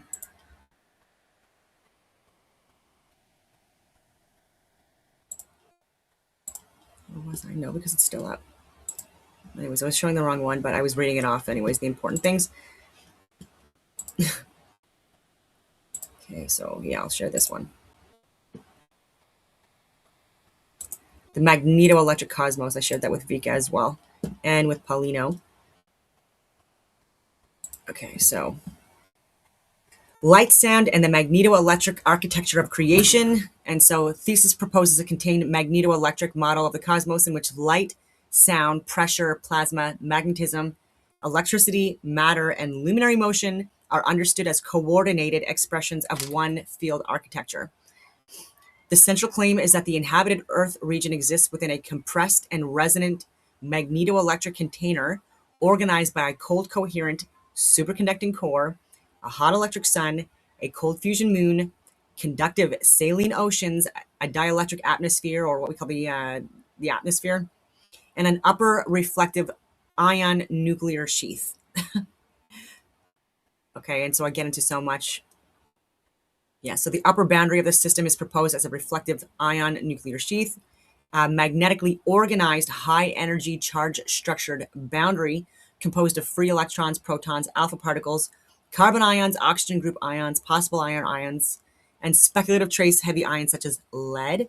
This sheath is not a solid metallic wall. It is a field compressed plasma, an ion nuclear boundary, whose surface-like or reflective behavior arises from collective charge response, magnetic confinement, field line tension, and plasma mirror principles. Under this model, density is not the first cause of structure. Density is the material signature of pressure, and pressure is the measurable consequence of magnetoelectric field geometry.